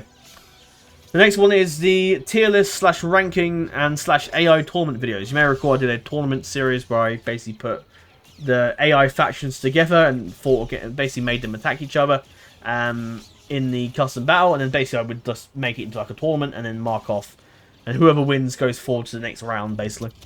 And then tier list rankings, similar to that stuff I guess. Sorry, I'm comfortable in my chair, so I've been sitting here a while. It's a good test actually to see how long I can sit in this chair for. So I will go through this video a bit quicker and a bit of a fiery pace. So tier list ranking AI tournament videos is something I might do. Very fun little videos. Top 10s are always quite popular on YouTube anyway, and that could be for anything really. Total War springs to mind, but that can be for other stuff too. It can even be for like my favourite Game of Thrones house, or my favourite dynasty in historical times, stuff like that, or my favourite character from a particular thing. Some of that is always quite fun to do, so maybe I might do it just to express my own opinion. I could do it with the like tier lists. So you know tier lists, like tier list guides and things you can do, where you do like tier lists for like Assassin's Creed, like the best games, and you can even make your own as well, which is quite cool. So maybe I'll do that. Favorite faction or something like that, I guess. And interlace some bits of gameplay. Well, unfortunately, there won't be any like gameplay editing for this because I don't really have time, and I kind of just want to get this video up as soon as I can. I don't want to rush it out, but I don't want it to be sitting on my arm. I want this video to be out sooner rather than later, just to get it out. Just because everyone's probably wondering where the hell I've been, and would like to see some content soon. So here we are. Here I am. Next one is Frozen Realm gaming event video. So it's my intention to do some gaming events on the Discord. Maybe like Hearts of Iron 4, maybe Crusader Kings 2, maybe Battlefront 2, maybe some other games on the Discord, and basically play them with you, the viewers, and also my other friends on Discord as well, which would be quite good fun. Next on the list, this is sort of depending on certain people, but basically a multiplayer campaign series. Maybe I was discussing something with Izzy about a possible Dawnless Days co-op series a while back. Maybe we'd bring that idea back up again.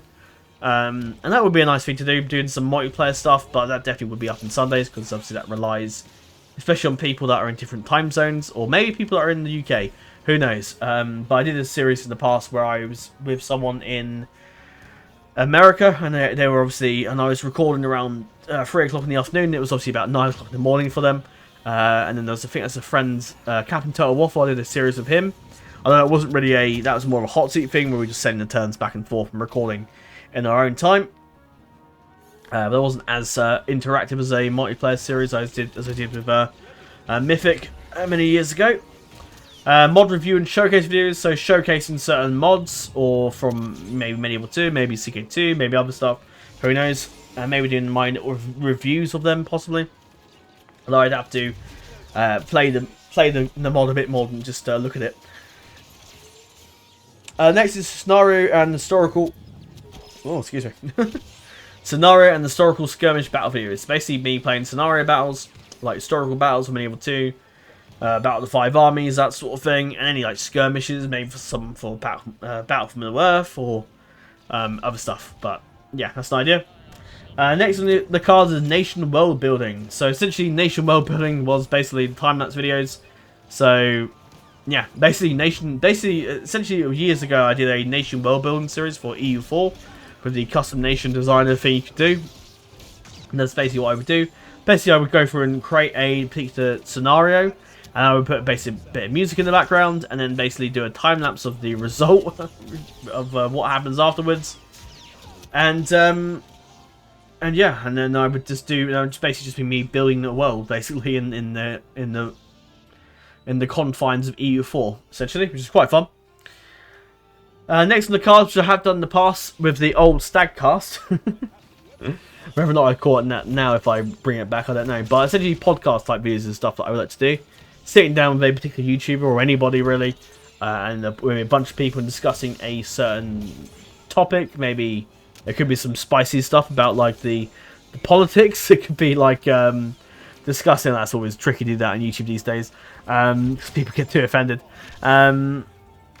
But stuff like podcasts, like where we discuss games and mods and things, and what we like to do, what we'd like to see from this company, or what our opinions of this film or TV show are, and whatnot. And that's always fun to do. I don't have a particular group of, I do have a group of friends, but I can't really sit them down to do a podcast with. But people in Discord I probably could have lots of different opinions. I know a Game of Thrones Season 8 discussion podcast would get a lot of views, and a lot of the people would have lots of things to say, including myself, and including my friend Jedi7000, who is very outspoken about his hatred for Season 8. And I think that is probably universal. I think there's a lot of people that hate it. And but yeah, I think that could be very entertaining. Or discussing the sequel trilogy for Star Wars, which I already did that actually. That's on the channel. If you go find the playlist for that. And then there's voting / announcement videos. So I guess announcement for like particular hot seat starting or new campaign starting, or voting videos like polls for certain things. But I don't know if I'll do voting videos that much. I don't think many people really watch it. I'd rather just let people just I'd rather just put up the post on the YouTube community tab and let people come there, and they can vote and do it that way. And I'll put a bit of discussion stuff there. It just saves me time making the video, and I can put out more entertaining content. But that's an idea anyway. You know, maybe I might need to do a video if I particularly got nothing to do. I might feel like yeah, let's just do this video, I guess.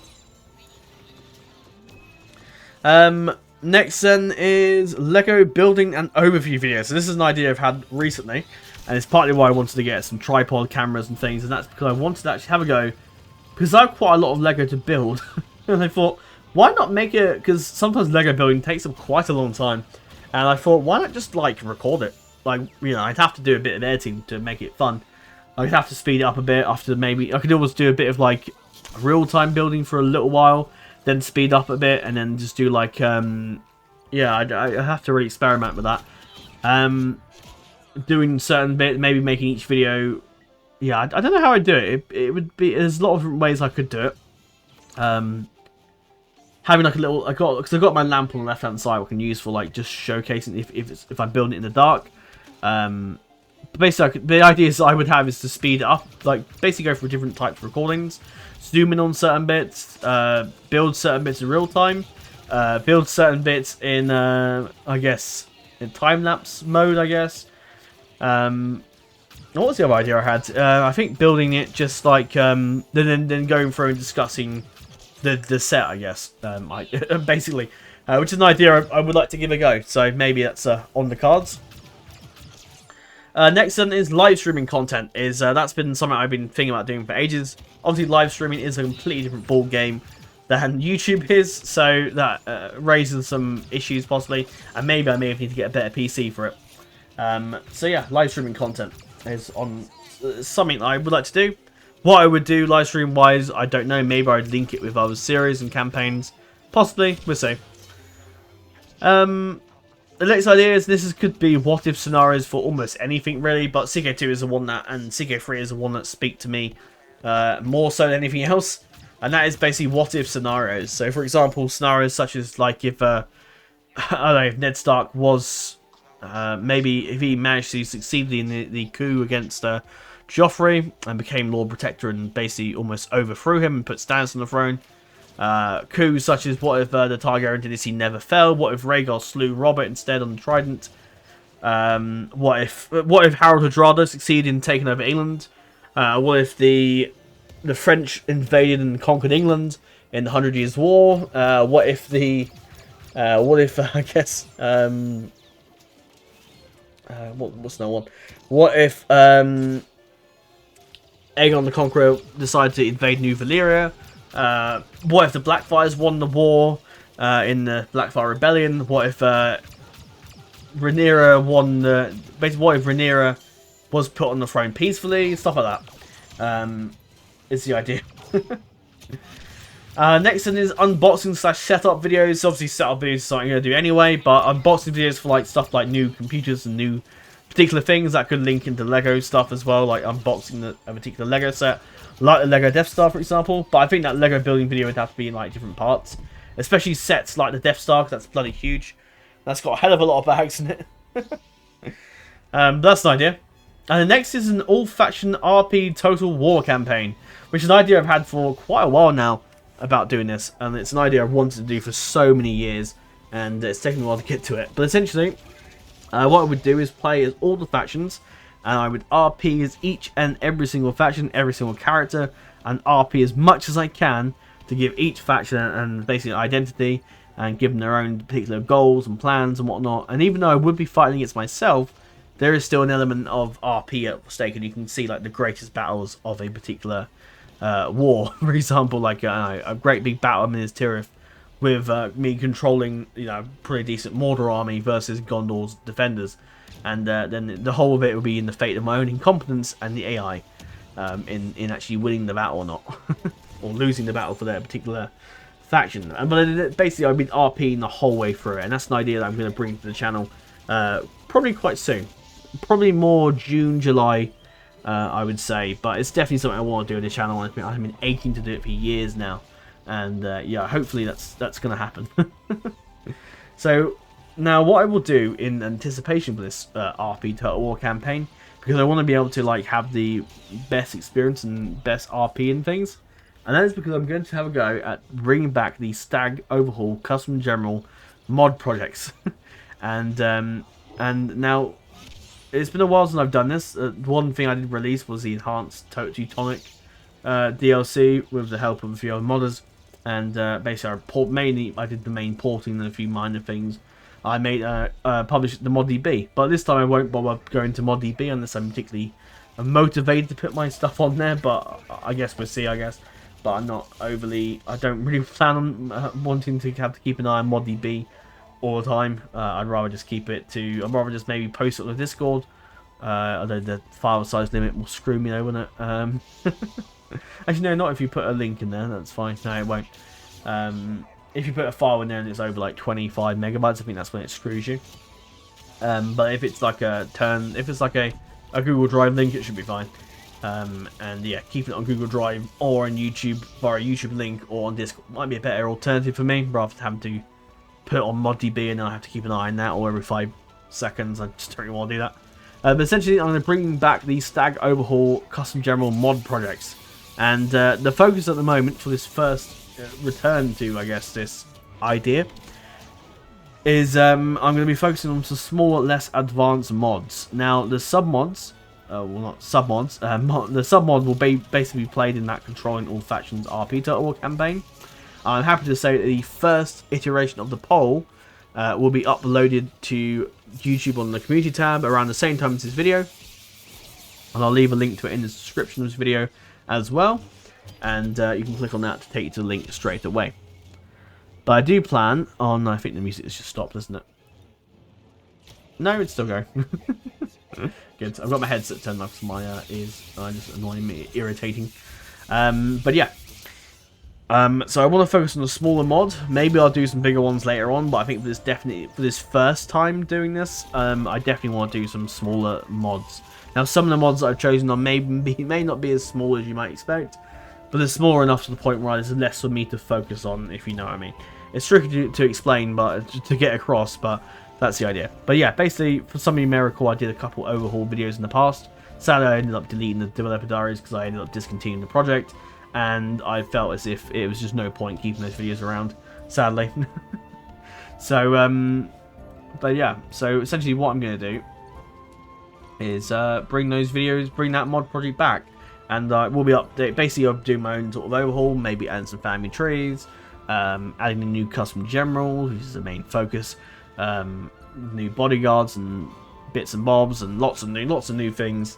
And lots of modding portraits if they don't have any portraits, custom portraits, various iteration and changes to the map and things like that. Stuff that I want to do for my own overhaul and my own little mod project, sub-mod thing. So yes, there will be a poll posted at the same time in the video, and there will be a link of the poll in the video description. So go ahead and scroll down, you'll find that. Now I will actually quickly list, just briefly, what those options are going to consist of. So the first one is going to be Third Age Total War, and this is not going to be the Divide and Conquer or anything like that. It's just going to be Third Age Total War, and there's going to be 4 different options behind each one. So essentially, if that option was to win the whole thing, then these 4 options will be then voted for afterwards. So you have Third Age 3.2, which is the first iteration of the mod, Third Age 4.8, which is the new unofficial continuation of the mod, the Third Age Massive Overhaul Submod, which is a big submod these days. Well, not these days, but it used to be back in the old days, before DAC was really fleshed out. And you have the AOR submod for 2.3, which is one I came across recently actually, which is adding a few new things for 3.2. Fairly old, but looks pretty interesting. Then you got the Elder Scrolls Total War eras. So this is not a mod. This is just Elder Scrolls Total War. I just put eras next to them. But Elder Scrolls Total War will be an option as well. And there will be 2 campaigns to choose from if that is successful. That's the 3rd era and the 4th era. Now, I can't promise you that the 4th era will make it into a possible campaign for the RP Total War campaign. And that's because the hot season feature is actually turned off for the 4th era. You can't access it unless you do a bit of modding. So provided that modding is successful, that might work. If not, I just have to do something else. But I probably will try to get it to work. If I go through the hassle of making a submod, then I can't do what I want to do. But we'll work it out. The 3rd era and the 4th era. 3rd era is set during the events of Oblivion and Morrowind and around Daggerfall, I think, as well. And of course, the 4th era is set during Skyrim, as we all probably know by now. Then the other option in that there's this poll that's going up now at the moment. It's currently up at the moment, and that is DCI Last Alliance, which of course the 2nd Age mod for 3rd Age. That sends you to the period where everyone's gathering their strength to beat Sauron to oblivion, and the last alliance will be formed between the elves of the Noldor and the Númenorian kingdoms led by Elendil, Isildur, and Anarion. And then you have the Westeros Total War. There's quite a few different scenarios in Westeros Total War. I can't just give you one. There's quite a few, but I think Westeros Total War, for me anyway.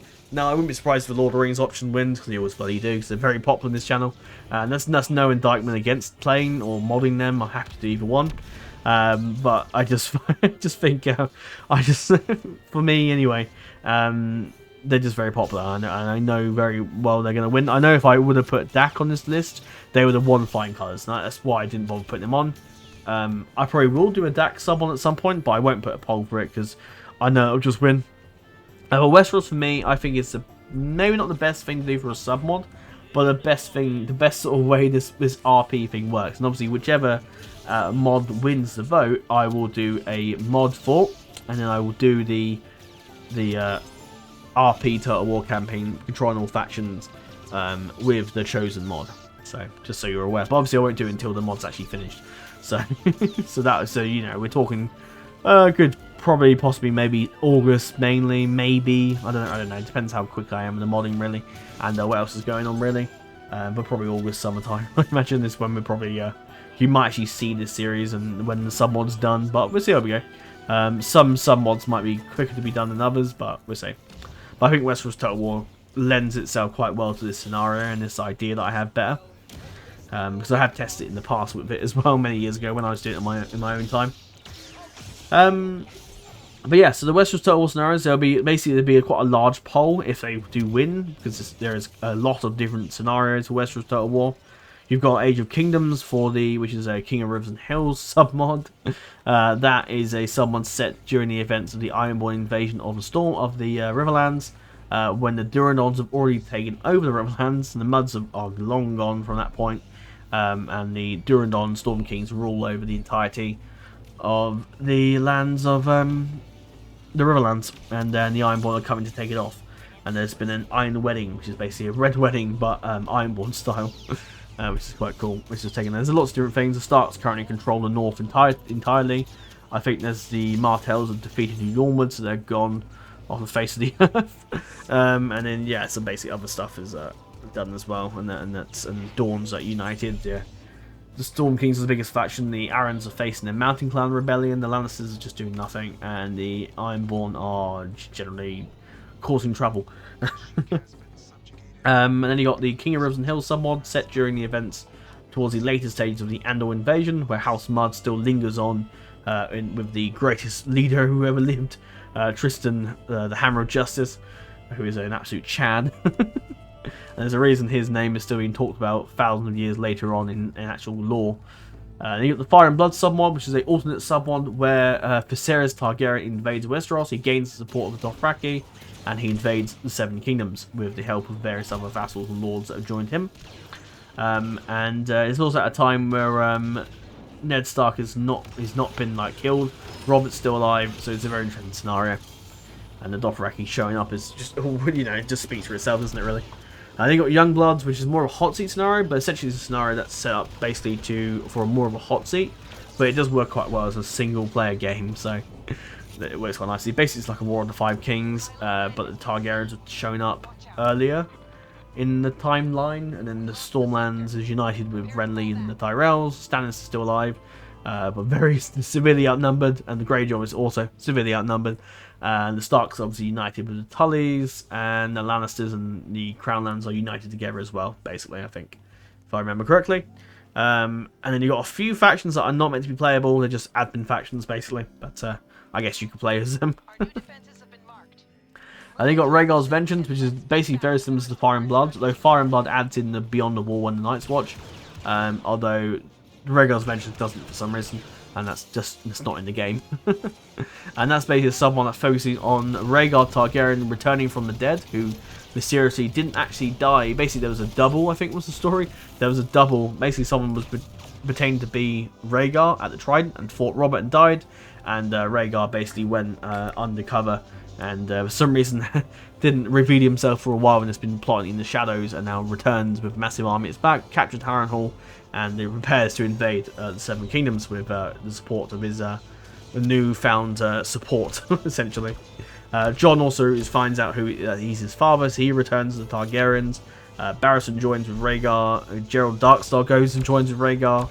The Mootons join with Rhaegar. The Darrys join in, I think, and you've also got the Sandor Clegane also joins Rhaegar as well, which is quite funny. And yeah, interesting scenario.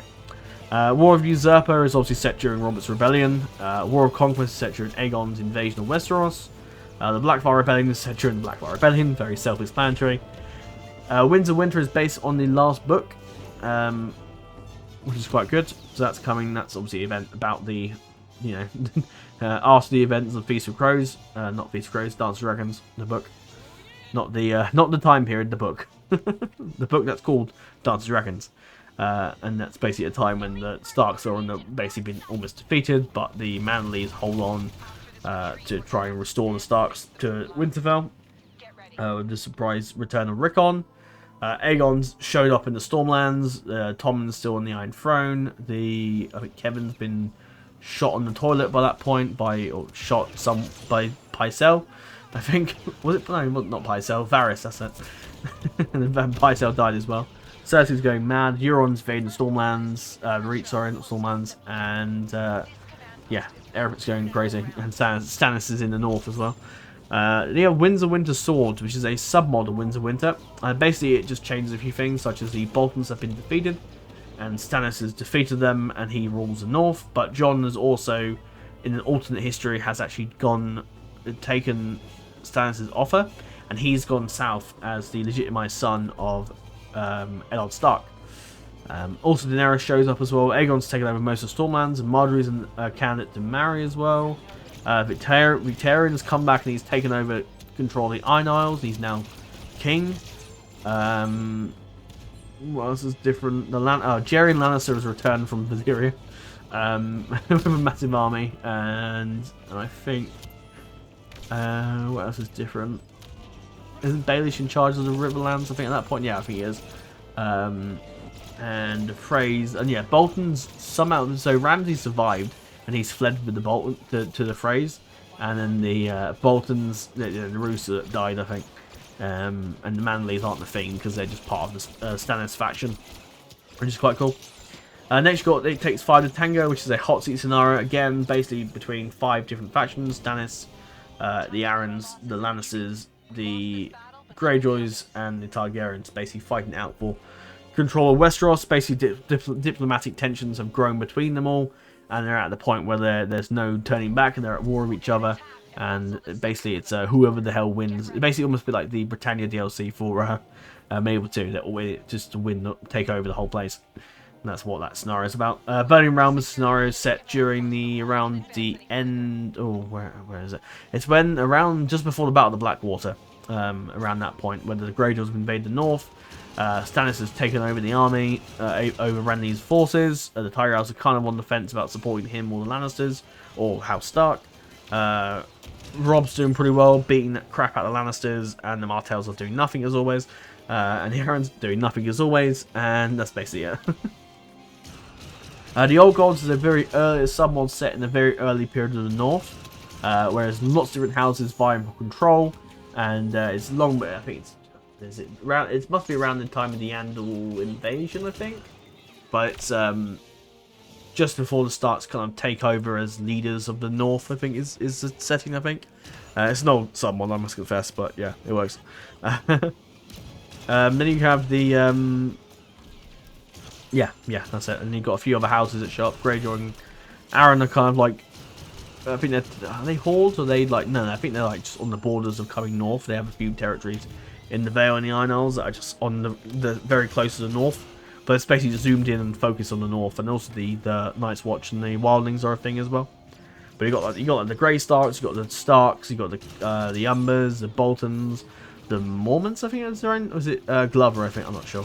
Risewell, Dustin, Reed, and probably a few others that I missed, which is quite cool. Then you've got a mod called A Song of Ice and Fire Turtle War, which is a big mod. It's an Italian mod, actually, but they've since translated it. And there's a few things that are still Italian, though. But it's basically a big mod that focuses on Westeros. It's a lot bigger, but they've made the Essos, but like that's not like you're not able to go there basically for some reason. But you got factions like the Wildlings, the White Walkers that are a thing. You've also got the Sunlanders, or not Sunlanders, the Sumriles as a faction, Skagos as a faction, and there's a lot of unique events and things there. It's a pretty cool faction, pretty cool mod, sorry, but the only issue is that the mod crashes if you go over a certain location, so I'd have to deal with that modding wise. Ice and Fire Turtle War is a project that Soul and Parafix were part of, but sadly the mod, well, as far as I'm aware, I think Ice and Fire, the mod, is still going. Yeah, but I haven't seen much from it lately in a while, so who knows. And Soul is obviously long gone from the project. And in the Westeros Turtle Wars has a few different scenarios. So Ice and Fire Turtle War, yes, there's more. It's just too many damn scenarios. Ice and Fire Turtle War has 4 scenarios. The Dream of Spring, which is a different interpretation of what's after the events of after the events of the book, after the events of Dance of Dragons book, and this sort of Winds of Winter, but moved on a bit forward, so it's kind of close to Dream of Spring, towards the end of the whole thing, I guess. You got the Blackfire Rebellion, which is a scenario they made, which is everything got some of the 3 cities, and also the North is not a playable region because the Starks were famously independent and neutral during the whole war. Clash of Kings, which is during the events, similar time period around the Burning Realm, actually. Almost the exact same, except the Boltons have actually betrayed the Starks early.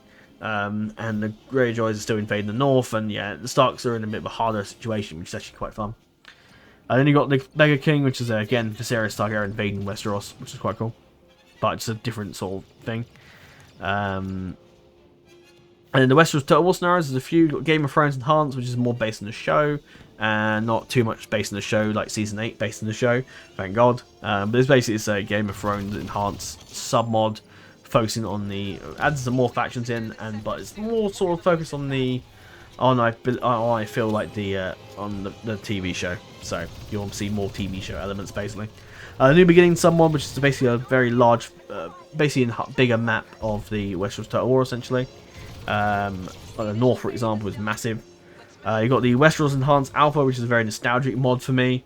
Basically, the Enhanced Alpha focusing on the mods of almost like how can I describe it? It's basically the same 4 of the 5 Kings scenario, just like back when the Westeros Turtle were released. They had a very early alpha things, just basically Enhanced Alpha. Adds loads of new things, so it's a lot better than the original alpha that's very dated. And also Westeros 1.0, which is the most recent release of Westeros 1.0.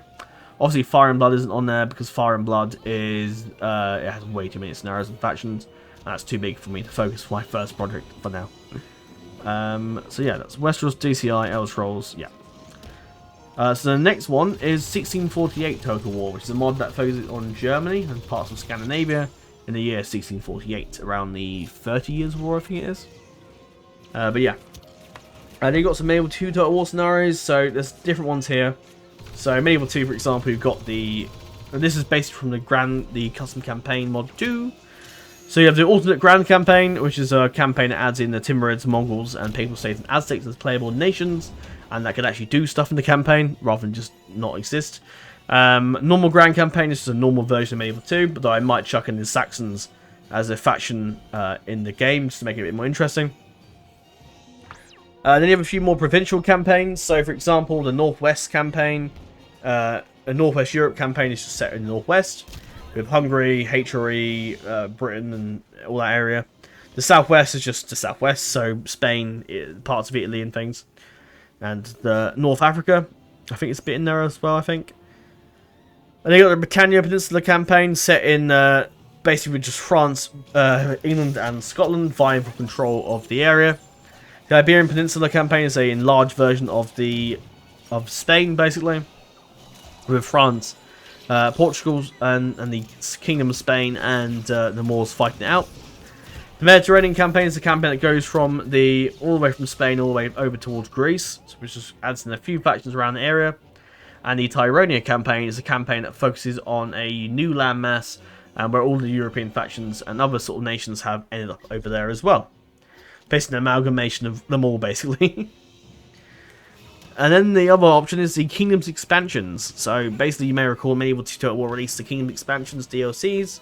So you got the Britannia one, the Teutonic, the Americas, and Crusades. Britannia is set in 1250. You got factions like England, Wales, Ireland, and Scotland and Norway. The Teutonic one is set in the Baltic region in 1260, I think. You got the Novgorod, basically Russia. Denmark, Teutonic Order, Lithuania's factions. You've got the Denmark, you can then turn to the Kalmar Union, the Norway over there, the HRA and Poland as well, and the Mongols as well. The Americans are set in an alternate time, not an alternate time period, it's set in 1520. I said alternate time period because some of the map is very like set up for gameplay purposes over historical accuracy. And you've got factions like the Teutonic. Sorry, long night. I need to go to bed soon, so I'll try to rush through this as fast as I can. So yeah, America's campaign, you got the Tlaxcalans, the Tarascans, the Aztecs, the Mayans, the Apacheans, the Chichimet tribes, and you also got a few European nations such as Portugal, depending on what mod you're using, sub-mod you're using, France, England, and Spain, who are basically New England, New France, New Spain, and New Portugal, essentially. And the Crusades campaign is set during the Second Crusade, I believe, and that's you got Jerusalem, Antioch, Byzantines, Turks, Egypt, Venice, and the Mongols that show up as well. And then the other mod is Last Kingdom, which is a... Just make sure I haven't got too many options, because I'm reading through this now and I'm thinking, is there enough? Hang on. Let me just read through this one last time. 1, 2, 3, 4... 5, 6, 7, 8, 9, 10, 11, 12, 13, I put in I realise I'm just looking at this now, I'm thinking, hang on a minute,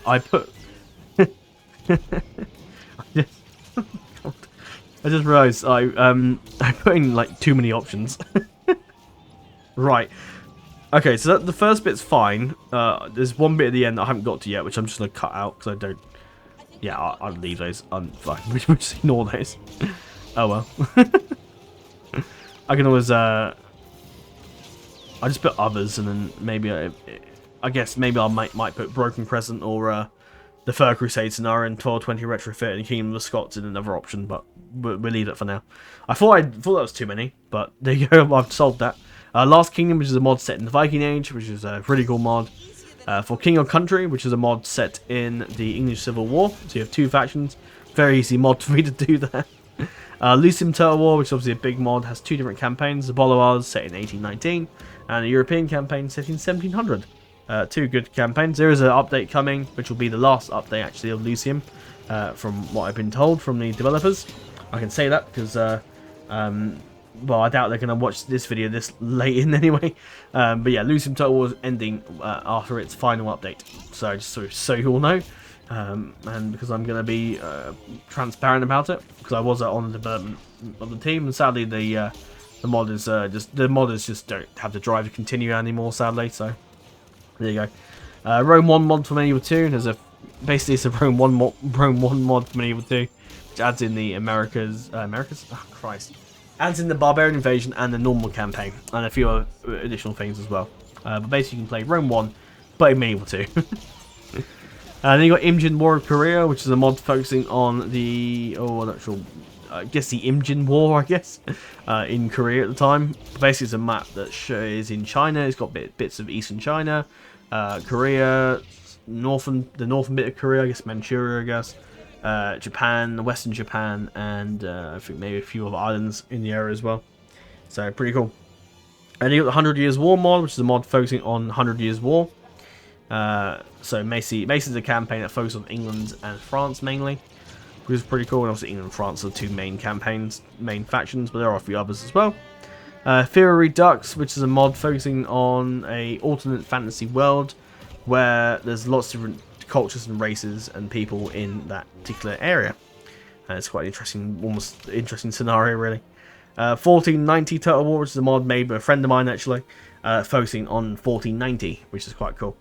if you like the early Tudor period and Renaissance, which is quite interesting. We got Stainless Steel as well, which has obviously two main campaigns, the early era and the late era. So there you go. I think we're done now with those.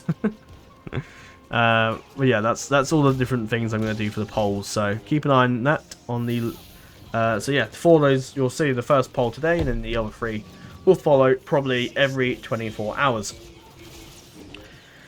But yes. Something I am going to, as we round now towards the end, thank God, because I need to go to sleep, so... I try to make these videos not too long, but this is going to be too long. So thank God I recorded that extra footage, so I knew this was going to be long. Right, so, something that I have got now is the suggested video tab, which is basically anyone that suggested things, or I've done polls for in the past, I haven't then done the series for, I will list in this suggestion tab. It's called Series to be considered via future votes that were suggested by users or were victorious in a poll. That makes no sense. Series to be considered in the future. I don't know why I had to put via votes, but then it already tells me it's via votes. So I'm just going to remove that bit. There you go. That's fair. So yeah, there's lots of things suggested. I won't go into massive detail about who suggested them and whatnot. But I will just briefly say what they are. So first up is the middleware project Maglor of Feanor idea, which will be a Feanor Dynasty series probably. And also I'm actually going to be changing up the way I play the Dynasty series. So essentially instead of playing as one character and going through their bloodline for hundreds of years, I'm just going to go through each character in that particular bloodline and play as them mainly. Oh, excuse me. And then play as players like interesting characters in that dynasty, and then maybe players them. Maybe when we get towards the last member of the family, we'll play as their bloodline for a long time, and see what happens. So someone also suggested me to play Fader's King. So Maglor of Feanor was suggested by 101 voters. Do I need to go through that? No, not really. You can read it on the thing if you want. Someone suggested me to play Fader's King for Sigurd 2, which is a Dragon Age mod. Someone suggested me to play Daenerys Targaryen, which works as their Targaryen thing. Someone suggested me to play as the Arryns for Sigurd 2 Game of Thrones. Sigurd 2 Game of Thrones for House Bittersteel as well. Sigurd 2 Game of Thrones House Durandon. Sigurd 2 Game of Thrones for Bronn. Sigurd 3 Game of Thrones for Jon Snow. The Sigurd 3 Realms and Exile mod by a very good friend of mine. The Mount and Blade 2 Bannerlord Realm of Thrones mod for a particular character called Daeron Bloodraven. Someone suggested 2 Mount and Blade mods for Struggle for Eiluk Bay, which is the dagger for Elder Scrolls 1. And Perisno, which is a fantasy one, I believe. Someone suggested me to play, 2 people actually suggested me to play the Wealth of Man submod, which is a submod from Bree that improves Bree drastically and adds lots and lots of events and scripts for them. Few factions suggestions by one guy, the Ardenheim, Dorwinion, Angmar, Isengard, and Khazad-dûm. I will actually now, because we're playing as Dorwinion, I'm going to take Dorwinion off that one, because we are playing as Dorwinion. Although he did suggest it for EUR, but I'm not going to keep those faction suggestions for particular submods, because if a particular mod pops out for Khazad-dûm, like a Dwarfen submod, then I might be restricted, and I may not be able to play that awesome Dwarfen submod if that ever happens, because I've been suggested to play it for EUR, so I don't want to tie myself down to a particular submod. Yeah, I don't know what I'm using for Dorwinion yet either, so I haven't figured that out yet. But there will be custom generals and that sort of thing, so you've got that to look forward to. But he suggested the Ardenheim, Angmar, Isengard, and Khazad-dûm, which is quite good. The Ardenheim has been suggested by 144 voters in the poll, and then this one, which is quite a big one, the Dunedain and the Reunited Kingdom has been suggested by 280 voters in the poll. A lot of people would like me to play them. Another friend of mine has suggested that I played the Battle for Middle-earth Age of the Rain campaign, the Battle for Middle-earth Lone Wolf Return of the Shadow mod, which he mentioned as well. Some people suggested me to play the Heartsfire 4 Game of Thrones House Stark series. Attila Turtle War Lost Legion that's been suggested. The Attila Turtle War Western Roman Empire, which is suggested. That'd be interesting. Medieval Turtle War Kingdom of Jerusalem, and Medieval Turtle War Teutonic Order. Somebody suggested me to play the Shogun 2 Japanese Empire mod. DCO Last Alliance Numerian Kingdoms, and the Age of Petty Kings House Dustin has been suggested. The Elder Scrolls Turtle War of the Undead, and someone suggested me to play as the Europa Barbarorum 2 campaign as well. Now, some of these, I'm not going to go into massive detail this because I do need to get to bed quite early tonight. So basically, I opted to drop quite a few series, so such as Force Unleashed. But I do plan on bringing some of them back at some point in terms of different suggestion, in terms of the remastered and revamped series that I'm planning to do.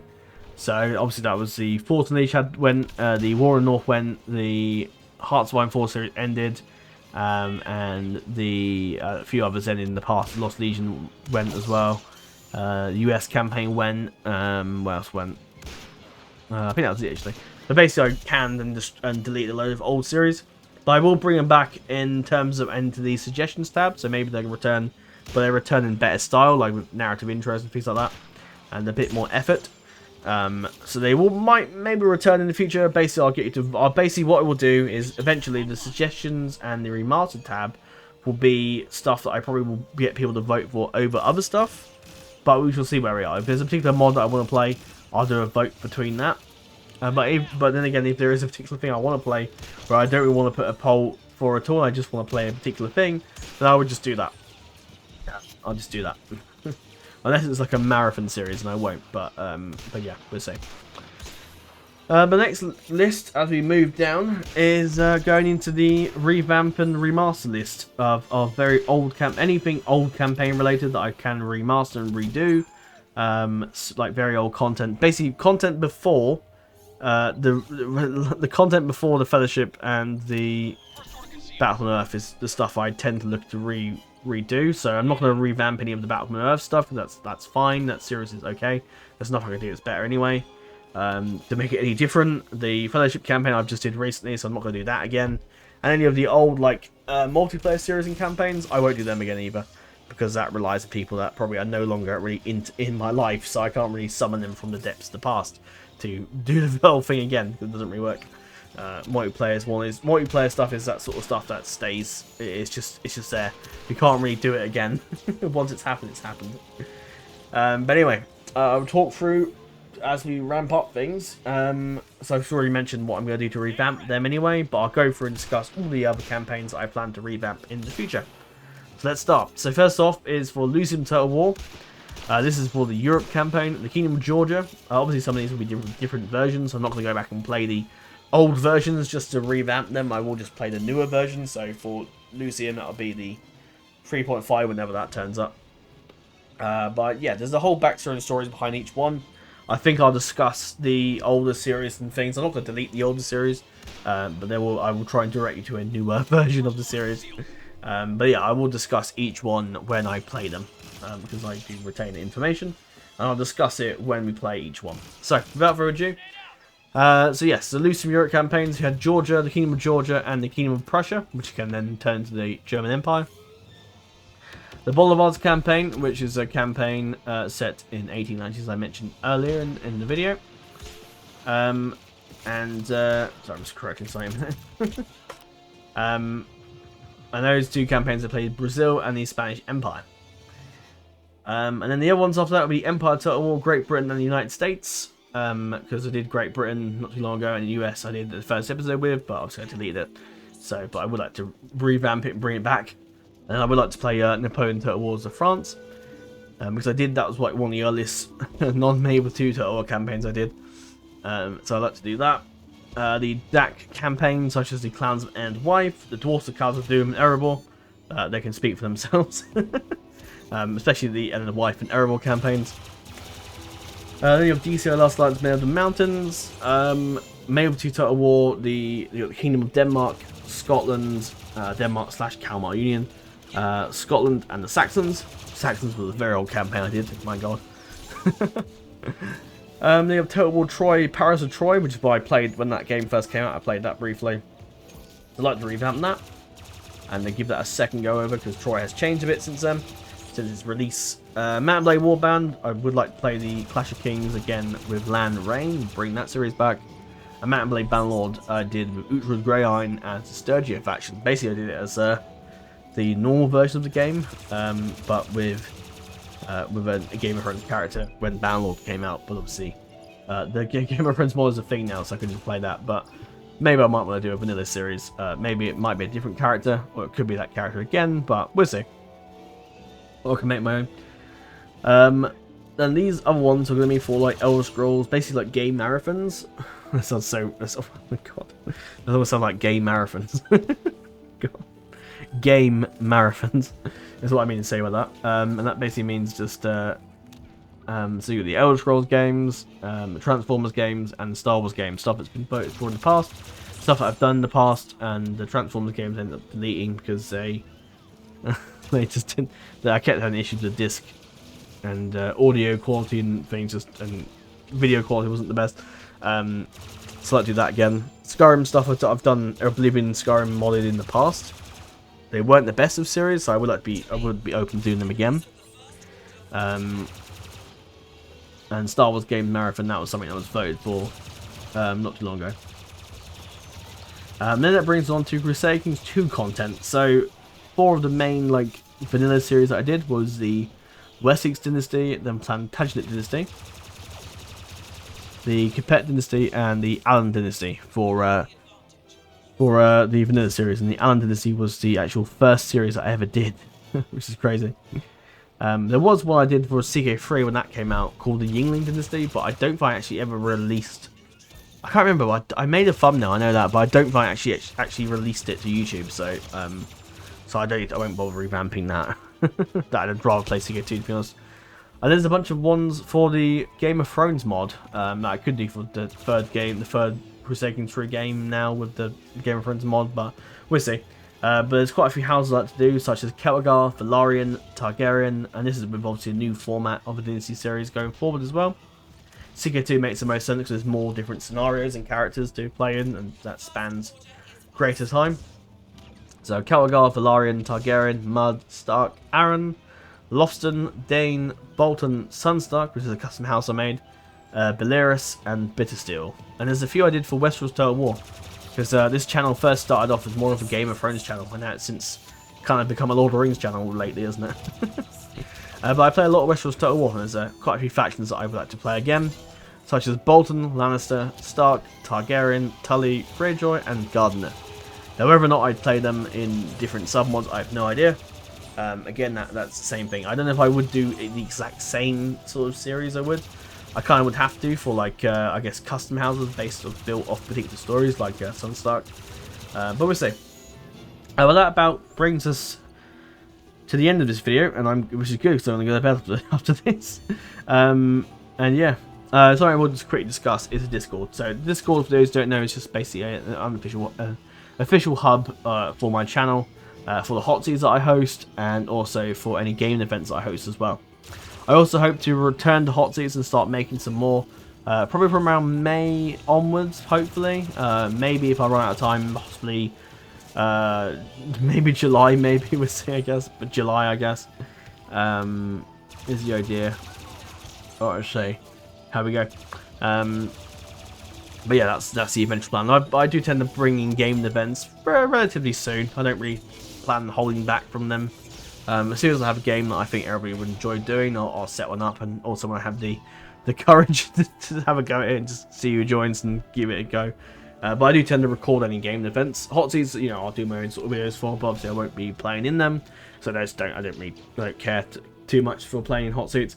Happy to like look at them and narrate them, but maybe, you know, maybe if there's a particular one that piques my interest, I might join. But I don't know if I can be bothered. But we'll see. And yeah, but other than that, that's all then. I hope you've enjoyed the video. It's been quite a long video. And I hope you're looking forward to what's next on the channel. I'm going to go to bed in a minute, so good night. But yeah, I hope you've enjoyed, and I'll probably put up some new content soon. I don't know how much we're going to follow the schedule early on. But I would like to try and follow it from at least May onwards, so it gives us about a month to get things together. Stuff you can probably expect me to do straight away. Obviously, you'll probably see Lego Hobbit and the Battlefront Earth stuff relatively soon, because that's pretty easy to record. I don't really need to do like narrative intros and stuff like that to do. I might do a bit of like cinematic bits and bobs, like for like the opening of the campaign or opening of the series, like a little title card for the series opening, and maybe for the end as well. But we'll see how we go. But for the winning, that's with the campaign that will probably require the most things to do, because obviously Darwinian, I'm going to be doing narrative intros, I'm going to be doing custom general modding and bits and bobs. Got to decide what submod that I want to use, and yeah, that's going to take a bit more effort than the Hobbit and the Battlefront Earth campaigns. And then Sundays, I probably might try and give the main series my focus, but I would like to do some Sunday special videos, as we Sunday specials. I like that. I like that title. But we'll see how we go. I hope we do that. Maybe, but yeah, we'll see. But Lego Hobbit and Battlefront Earth is stuff that you can expect to see in very much the near future. In terms of special videos, you'll see that as and when. But I think I'll focus primarily on the proper Turtle War campaigns, and then the proper campaigns that we're starting for Series 1, 2, and 3. Excuse me. And then Sunday we'll wrap it up. We'll continue some special videos. Probably the hot seating videos you'll see probably more of, I think, and maybe some Lego building videos, but we'll see how we go with that. But that's all really. There's nothing else to really say. I did make some new channels in the Discord, such as mod previews. So basically it's a place where other mods upload the previews. As you've already just noticed, this DAC one, which is pretty cool. That's it. It wouldn't be a DAC release. I wonder, is version 6 come out?